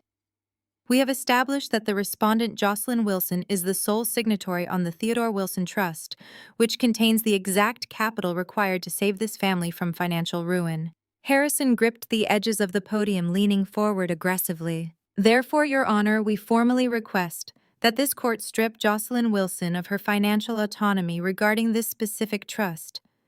We ask that you issue an immediate binding injunction to freeze her assets, seize the contents of the trust, and redirect those funds in their entirety to the Connor Wilson Real Estate Group Legal Defense Fund. She has proven herself hostile and uncooperative, and court intervention is the only way to prevent this family from being thrown onto the street by Apex Holdings. We rest our case." Harrison offered a smug, self-satisfied nod and marched back to his seat. Connor actually clapped him on the shoulder, leaning back in his chair with a triumphant smirk plastered across his face. They honestly believed it was over. They believed they had successfully weaponized the judicial system to force me into submission. I did not move a muscle. I sat perfectly still, my posture immaculate in my bespoke charcoal suit, my hands folded neatly on the table. Beside me, Diana was a statue of suppressed lethality. She had not spoken a single word since the hearing began. She had simply walked into the courtroom, handed a thick, heavily bound portfolio to the court clerk, and sat down. Judge Thorne adjusted her reading glasses. She reached out and pulled the massive, unredacted portfolio Diana had submitted directly to the center of her bench. The seal of the holding company was stamped in heavy black ink across the cover. The courtroom fell entirely silent, the only sound the heavy, deliberate rustling of thick parchment paper as the judge turned the pages. For the first minute, Judge Thorne's expression remained composed and routine.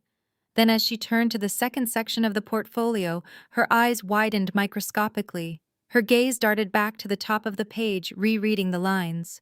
She turned another page and her jaw tightened. The silence in the courtroom stretched from seconds into agonizing minutes. The atmosphere grew dense and heavy. Connor's triumphant smirk began to slip.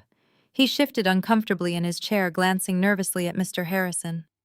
Patricia stopped dabbing her eyes, her posture stiffening as she sensed the sudden glacial shift in the room's energy. Judge Thorne slowly closed the heavy portfolio. She took off her reading glasses, folded them carefully, and placed them on the bench. When she finally looked up, her gaze bypassed me entirely and locked onto Mr. Harrison with a hardened, piercing glare that could cut through solid steel. "Mr. Harrison," Judge Thorne said, her voice dropping into a deadly quiet register that echoed ominously through the quiet room. "Did you perform even a rudimentary background check on the respondent before you filed this emergency petition?" Harrison blinked, clearly caught off guard by the sheer hostility in the judge's tone. He stood up slowly, fumbling with his tie. "Your Honor, we reviewed the basic family estate records. The respondent is a freelance web developer. Her financial situation is modest, but the trust, I am not asking about the trust." "Counselor," the judge snapped, cutting him off like a guillotine. "I am asking if you have any actual verified comprehension of who is sitting across the aisle from you right now." Harrison stammered, his face flushing a deep shade of red. He looked at me, then looked back at the judge, completely lost. "Your Honor, I do not understand the relevance. My clients have testified to her character and her refusal to—" "Your clients," Judge Thorne interrupted, picking up the heavy portfolio and holding it in the air, "have just committed what appears to be severe premeditated perjury in my courtroom. And you, Mr. Harrison, have blindly facilitated it." The color completely drained from Harrison's face.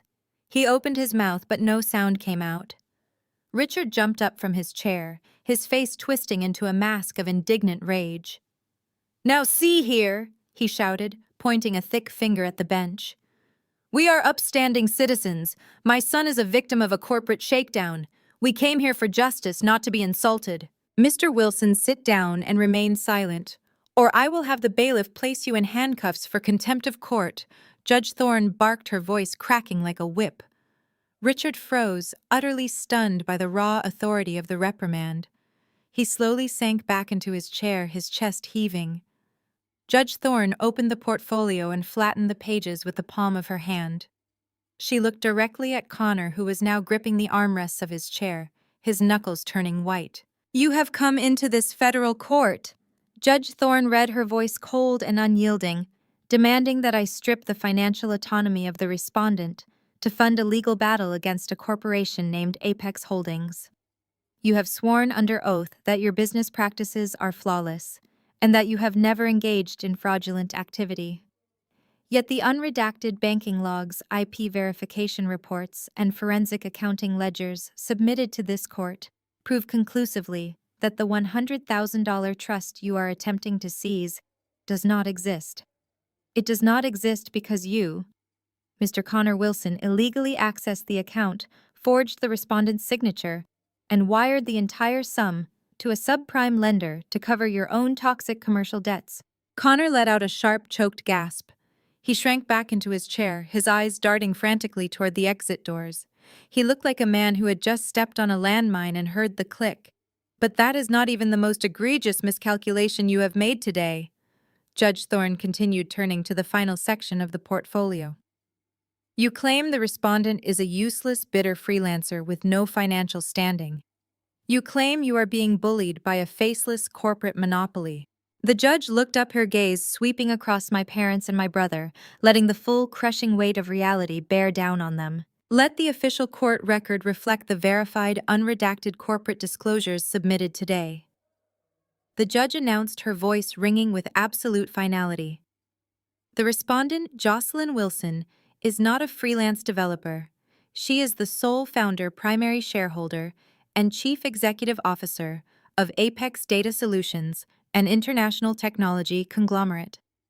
Furthermore, through a series of protected shell companies, Jocelyn Wilson is the sole beneficial owner and controlling director of Apex Holdings." The courtroom descended into a silence so absolute it felt like a vacuum. Judge Thorne leaned forward, staring directly into Connor's terrified eyes. "The very entity that has purchased your toxic debts, the entity that has seized your luxury vehicles, the entity that is currently initiating the foreclosure on your commercial properties and your parents' residential estate is solely owned and operated by your sister." The color entirely drained from Connor's face, leaving his skin a sickly, translucent gray. His jaw fell open in a silent scream of absolute, unadulterated terror. He stared at me, his eyes wide and bulging, finally realizing the sheer, apocalyptic magnitude of what he had done. He had not just stolen from a helpless sibling. He had stolen from a billionaire apex predator, and he had dragged his entire family into her slaughterhouse. Next to him, Patricia let out a loud, strangled gasp. She threw her hands over her mouth, clutching Richard's arm in sheer horror, her manicured nails digging into his jacket. Her chest heaved as she stared at me, trembling violently. The useless daughter they had just mocked, the child they had despised and underestimated her entire life, was the ruthless corporate entity that now owned their entire financial existence. The silence in the courtroom shattered, replaced by a chaotic symphony of panicked gasps and frantic whispering. Richard scrambled to his feet, his chair screeching violently against the polished hardwood floor. His face was a shifting canvas of denial and pure, unadulterated shock. He looked from me to Judge Thorne, his mouth opening and closing like a suffocating fish. He tried to speak, tried to formulate a defense, but his brain completely short-circuited against the impenetrable wall of reality. Patricia remained glued to her seat, her eyes wide and unblinking. She stared at me as if I had suddenly morphed into a terrifying, unrecognizable monster. The daughter she had spent decades degrading, the woman she had confidently dismissed as a pathetic failure just minutes prior, held the absolute power to dismantle their lives with a single keystroke. I met her horrified gaze and did not offer a fraction of a smile. I simply looked at her with the cold clinical detachment she had shown me my entire life. Connor was practically hyperventilating. He slouched down in his chair, attempting to make himself as small as physically possible. The golden boy persona had completely evaporated, leaving behind a terrified, cornered coward. He was sweating profusely, his expensive designer sweater suddenly looking like a prison uniform. Mr. Harrison, the aggressively arrogant lawyer who had swaggered into the courtroom expecting an easy victory, looked as though he were about to be physically ill. He frantically flipped through the pages of the unredacted corporate disclosures Judge Thorne had just read into the record. His hands shook so violently that the heavy parchment paper rattled in the quiet room. He realized instantly that he had walked into a legal slaughterhouse. But the demolition of the Wilson family was not quite finished. Diana stood up smoothly, adjusting the cuffs of her severe black suit. She possessed the icy composure of an executioner stepping up to the block. She reached into her leather briefcase and pulled out a second, significantly thicker binder. She walked confidently to the clerk's desk and handed it over her heels, clicking rhythmically against the floor. "Your Honor," Diana said, her voice echoing with sharp, metallic authority, "the defense would like to submit Exhibit B into the official court record. As this court is now fully aware, my client is the Chief Executive Officer of Apex Holdings. She is a woman of immense financial resources and operates with absolute verifiable legal transparency. The plaintiffs initiated this emergency petition under the guise that my client was maliciously hiding a family trust fund to punish her brother." Diana turned slowly, her piercing gaze locking directly onto Connor. "However, the money they are demanding does not exist," Diana stated cleanly. "And it has not existed for 8 months.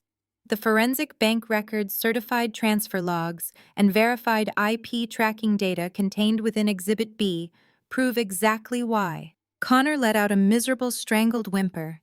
He buried his face in his trembling hands, entirely unable to look at the judge. Patricia snapped her head toward her son, her expression twisting into profound confusion.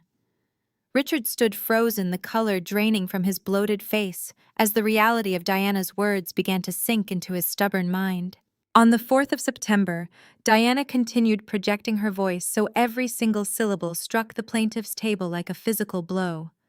The Theodore Wilson Trust was illegally accessed. The funds totaling exactly $100,000 were wired to a subsidiary account belonging to Vanguard Capital. This wire transfer was executed to cover a massive defaulting margin call on a commercial real estate project in the South Loop, a project exclusively owned and operated by Mr. Connor Wilson. Judge Thorne flipped open the new binder, her sharp eyes rapidly scanning the highlighted financial logs. "My client did not authorize this transfer." Diana clarified, her tone dropping into a deadly precise register. "As the documents prove, the electronic signature on the release forms was forged. Furthermore, our cybersecurity forensic team tracked the exact IP address used to initiate the wire transfer. The digital footprint originates directly from Mr. Connor Wilson's private office router. He committed felony identity theft and federal wire fraud to drain his sister's inheritance and cover his own disastrous business failures." "No?" Patricia gasped loudly, shaking her head in frantic, desperate denial. "No, that is a lie. Connor would never do that. He is a good boy. He is a successful businessman. You are making this up to ruin him." Judge Thorne slammed her hand flat against the bench, the sound echoing like a gunshot. "Mrs. Wilson, if you utter one more word in my courtroom, I will have you physically removed and detained." The judge roared, her face tight with righteous fury. "The evidence sitting in front of me is certified by a federal banking institution. It is not up for debate." Patricia clamped her hands over her mouth, fresh tears of absolute terror streaming down her heavily made-up face. She finally looked at her golden child, seeing the terrified, guilty coward hiding behind his hands. The illusion of his perfection shattered permanently. Diana did not pause to let them recover. She stepped closer to the center aisle, her posture rigid and uncompromising. The theft of the trust fund is egregious, Your Honor, Diana said seamlessly, shifting to the final fatal phase of our strategy. But the plaintiffs compounded their crimes just 48 hours ago. As you will see in the certified deposition transcripts included in the final section of Exhibit B, I specifically questioned both Mr. Connor Wilson and Mr. Richard Wilson regarding their financial integrity. Harrison let out a loud groan, collapsing back into his chair as if his legs had given out. He knew exactly what was coming. He knew the trap had been sprung and he was strapped directly to the bomb. Under oath, Diana read from her pristine legal pad. Mr. Connor Wilson explicitly stated that his business finances were completely transparent and that he had never engaged in fraudulent loan applications or forged family signatures to secure capital. Immediately following this statement, Mr. Richard Wilson aggressively swore on the legal record that his son was an upstanding businessman who operated with absolute integrity. Both men testified under penalty of perjury that this financial crisis was the sole result of unprovoked corporate bullying by Apex Holdings. Diana slowly lowered her legal pad, staring directly at the devastated faces of my parents. They lied to this court, Diana declared, her voice ringing with absolute finality. They committed documented, premeditated perjury to extort money from my client. They weaponized the judicial system in a desperate, fraudulent attempt to force the chief executive officer of Apex Holdings to bail out a criminal. Mr. Harrison practically leapt out of his chair, his hands raised in a frantic gesture of surrender. His arrogant swagger was entirely gone, replaced by the sheer, desperate panic of a man watching his legal career go up in flames. Your Honor. Harrison stammered, his voice cracking wildly. I had absolutely no knowledge of this. My clients assured me their finances were completely clean. They provided me with heavily doctored asset sheets. I was lied to.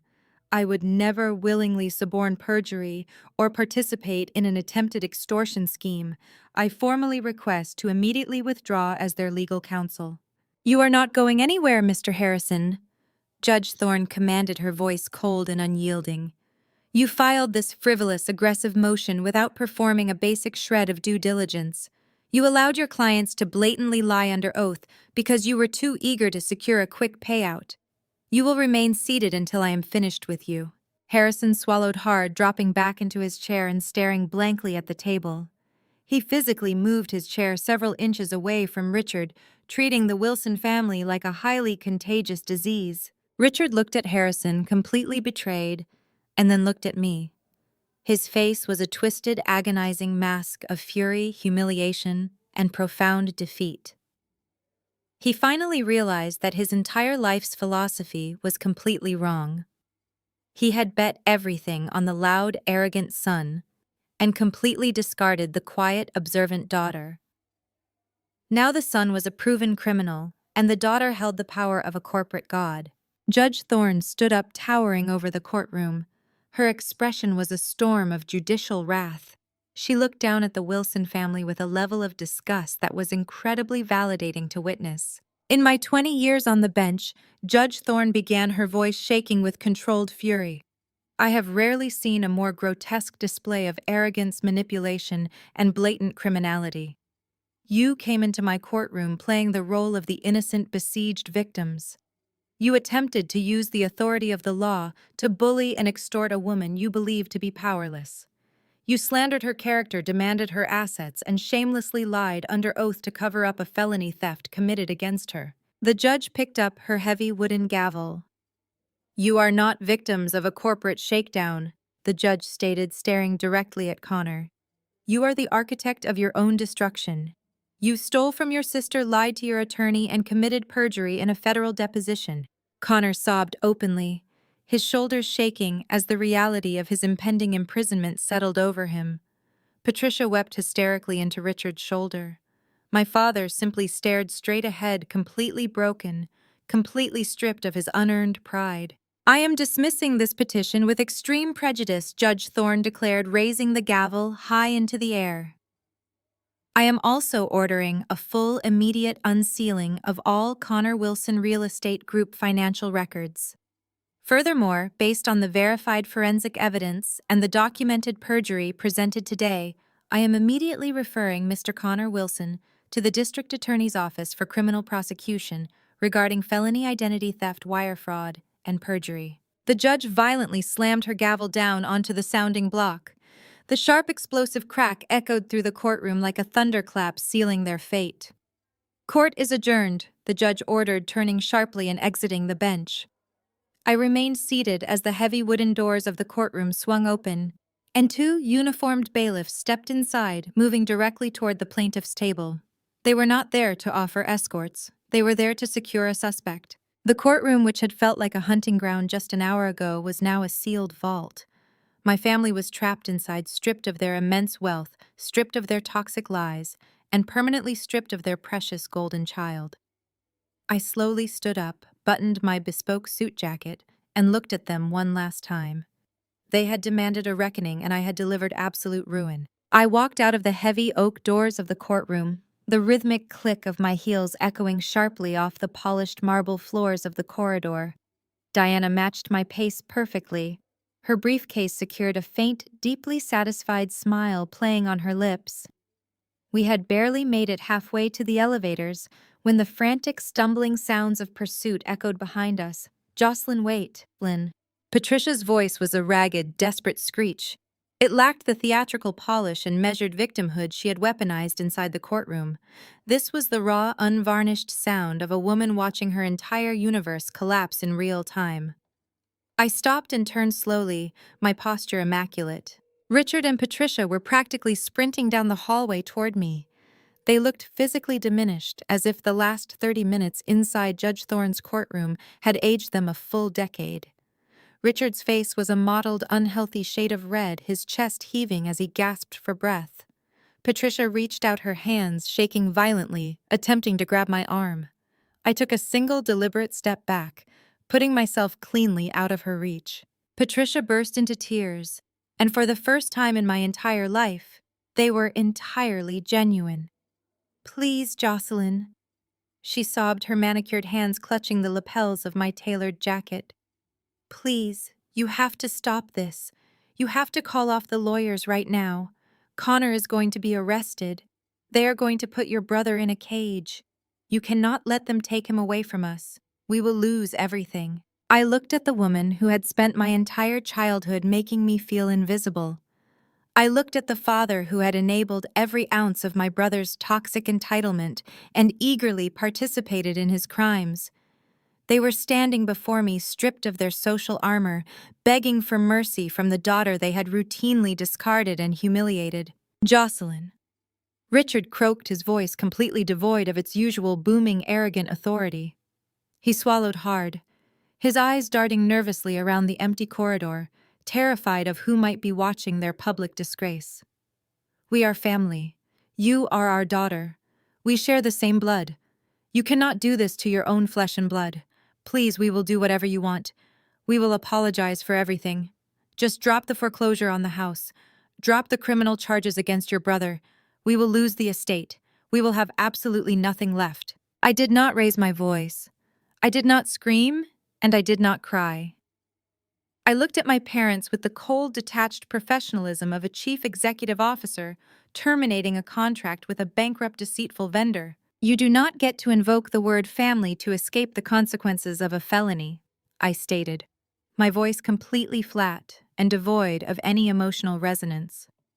"For 30 years, you taught me a very specific lesson. You taught me that in the Wilson family, love is entirely transactional. It was based on obedience, conformity, and blind submission to Connor's needs. You set the terms of that market, not me." I paused, letting the absolute finality of my words sink into their panicked minds. "And today," I said, maintaining unblinking eye contact with my father, "your transaction was declined." Patricia let out a loud, miserable wail, collapsing against Richard's chest. He wrapped an arm around her, staring at me with hollow, defeated eyes. "I am authorizing my acquisitions team to proceed with the immediate foreclosure of your estate and all of Connor's remaining commercial properties by the end of the business day," I informed them, my tone crisp and ruthlessly efficient. "Furthermore, The district attorney has all the unredacted evidence required to secure a federal indictment against your son. There is nothing left to discuss. Do not ever attempt to contact me again. I turned my back on them and walked toward the elevators. I did not look over my shoulder when the brushed steel doors slid shut, sealing away the sound of my mother's sobbing. I was finally permanently free. 6 months later, the resolution of the Wilson family empire was absolute and merciless. The federal justice system moves with terrifying speed when presented with perfectly documented forensic evidence of wire fraud and perjury. Connor's arrogant bravado completely disintegrated the moment federal agents raided his downtown office. He was indicted on multiple federal charges. Without the liquid funds to hire a high-powered defense team, he was forced to accept a brutal plea deal. My former golden child brother was currently serving a lengthy sentence in a federal correctional institution, stripped of his designer suits, his luxury vehicles, and his manufactured status. He would emerge years later as a convicted felon with a shattered reputation and massive court-ordered restitution debts. The collateral damage to my parents was equally total. Apex Holdings executed the foreclosures with ruthless, unstoppable precision. Richard and Patricia lost the sprawling North Shore estate they had prized above all else. Their exclusive country club memberships were summarily revoked. Their wealthy friends, terrified by the toxic public scandal of Connor's fraud and the parents' own highly publicized perjury, abandoned them entirely. Socially obliterated and financially ruined, my parents were forced to downsize to a cramped, dingy rental apartment on the outskirts of the city. They were living off a severely depleted retirement fund, spending their days surrounded by cheap moving boxes and the bitter memories of the empire they had foolishly thrown away. The narrative of my life, however, had moved on to a brilliant, expansive new chapter. I stood in the center of the newly renovated lobby of the Apex Data Solutions Tower in downtown Chicago. The space was magnificent, featuring soaring glass walls, polished steel accents, and a bustling, energetic atmosphere of pure corporate innovation. The company was expanding at a staggering rate, securing massive international contracts and dominating the tech sector. But my greatest achievement was not the profit margins or the board approvals. I walked over to the sleek digital directory mounted near the bank of elevators. The screen displayed the latest initiative launched by our philanthropic wing. I had taken the liquidated assets seized from Connor's ruined real estate business and legally redirected every single dollar of that capital. I did not keep the money for myself. Instead, I used the ashes of his toxic vanity project to fund a massive permanent scholarship and grant program. The initiative was specifically designed to provide full financial backing, secure housing, and elite legal support for young women who were estranged from abusive, toxic families. It was a lifeline for women who needed the capital to escape, to build their own businesses, and to reclaim their personal autonomy, without fear of financial manipulation or familial extortion. I had taken the weapon my family tried to use against me and forged it into an impenetrable shield for hundreds of other women. I walked toward the massive glass doors of the lobby and stepped out onto the bustling Chicago street. The autumn air was crisp and invigorating, cutting cleanly through the lingering warmth of the afternoon. I looked up at the towering skyscrapers, feeling the deep, thrumming energy of the city surrounding me. I took a deep breath, feeling entirely at peace with the world and my place within it. My family had spent my entire life trying to crush my independence, hoping to mold me into a quiet, obedient shadow who existed solely to serve their golden child. Instead, they had unwittingly provided the exact pressure required to forge a diamond. They had tried to bury me completely unaware that I was a seed. And from the dirt they had thrown, I had grown a magnificent, untouchable empire out of the very independence they tried to destroy.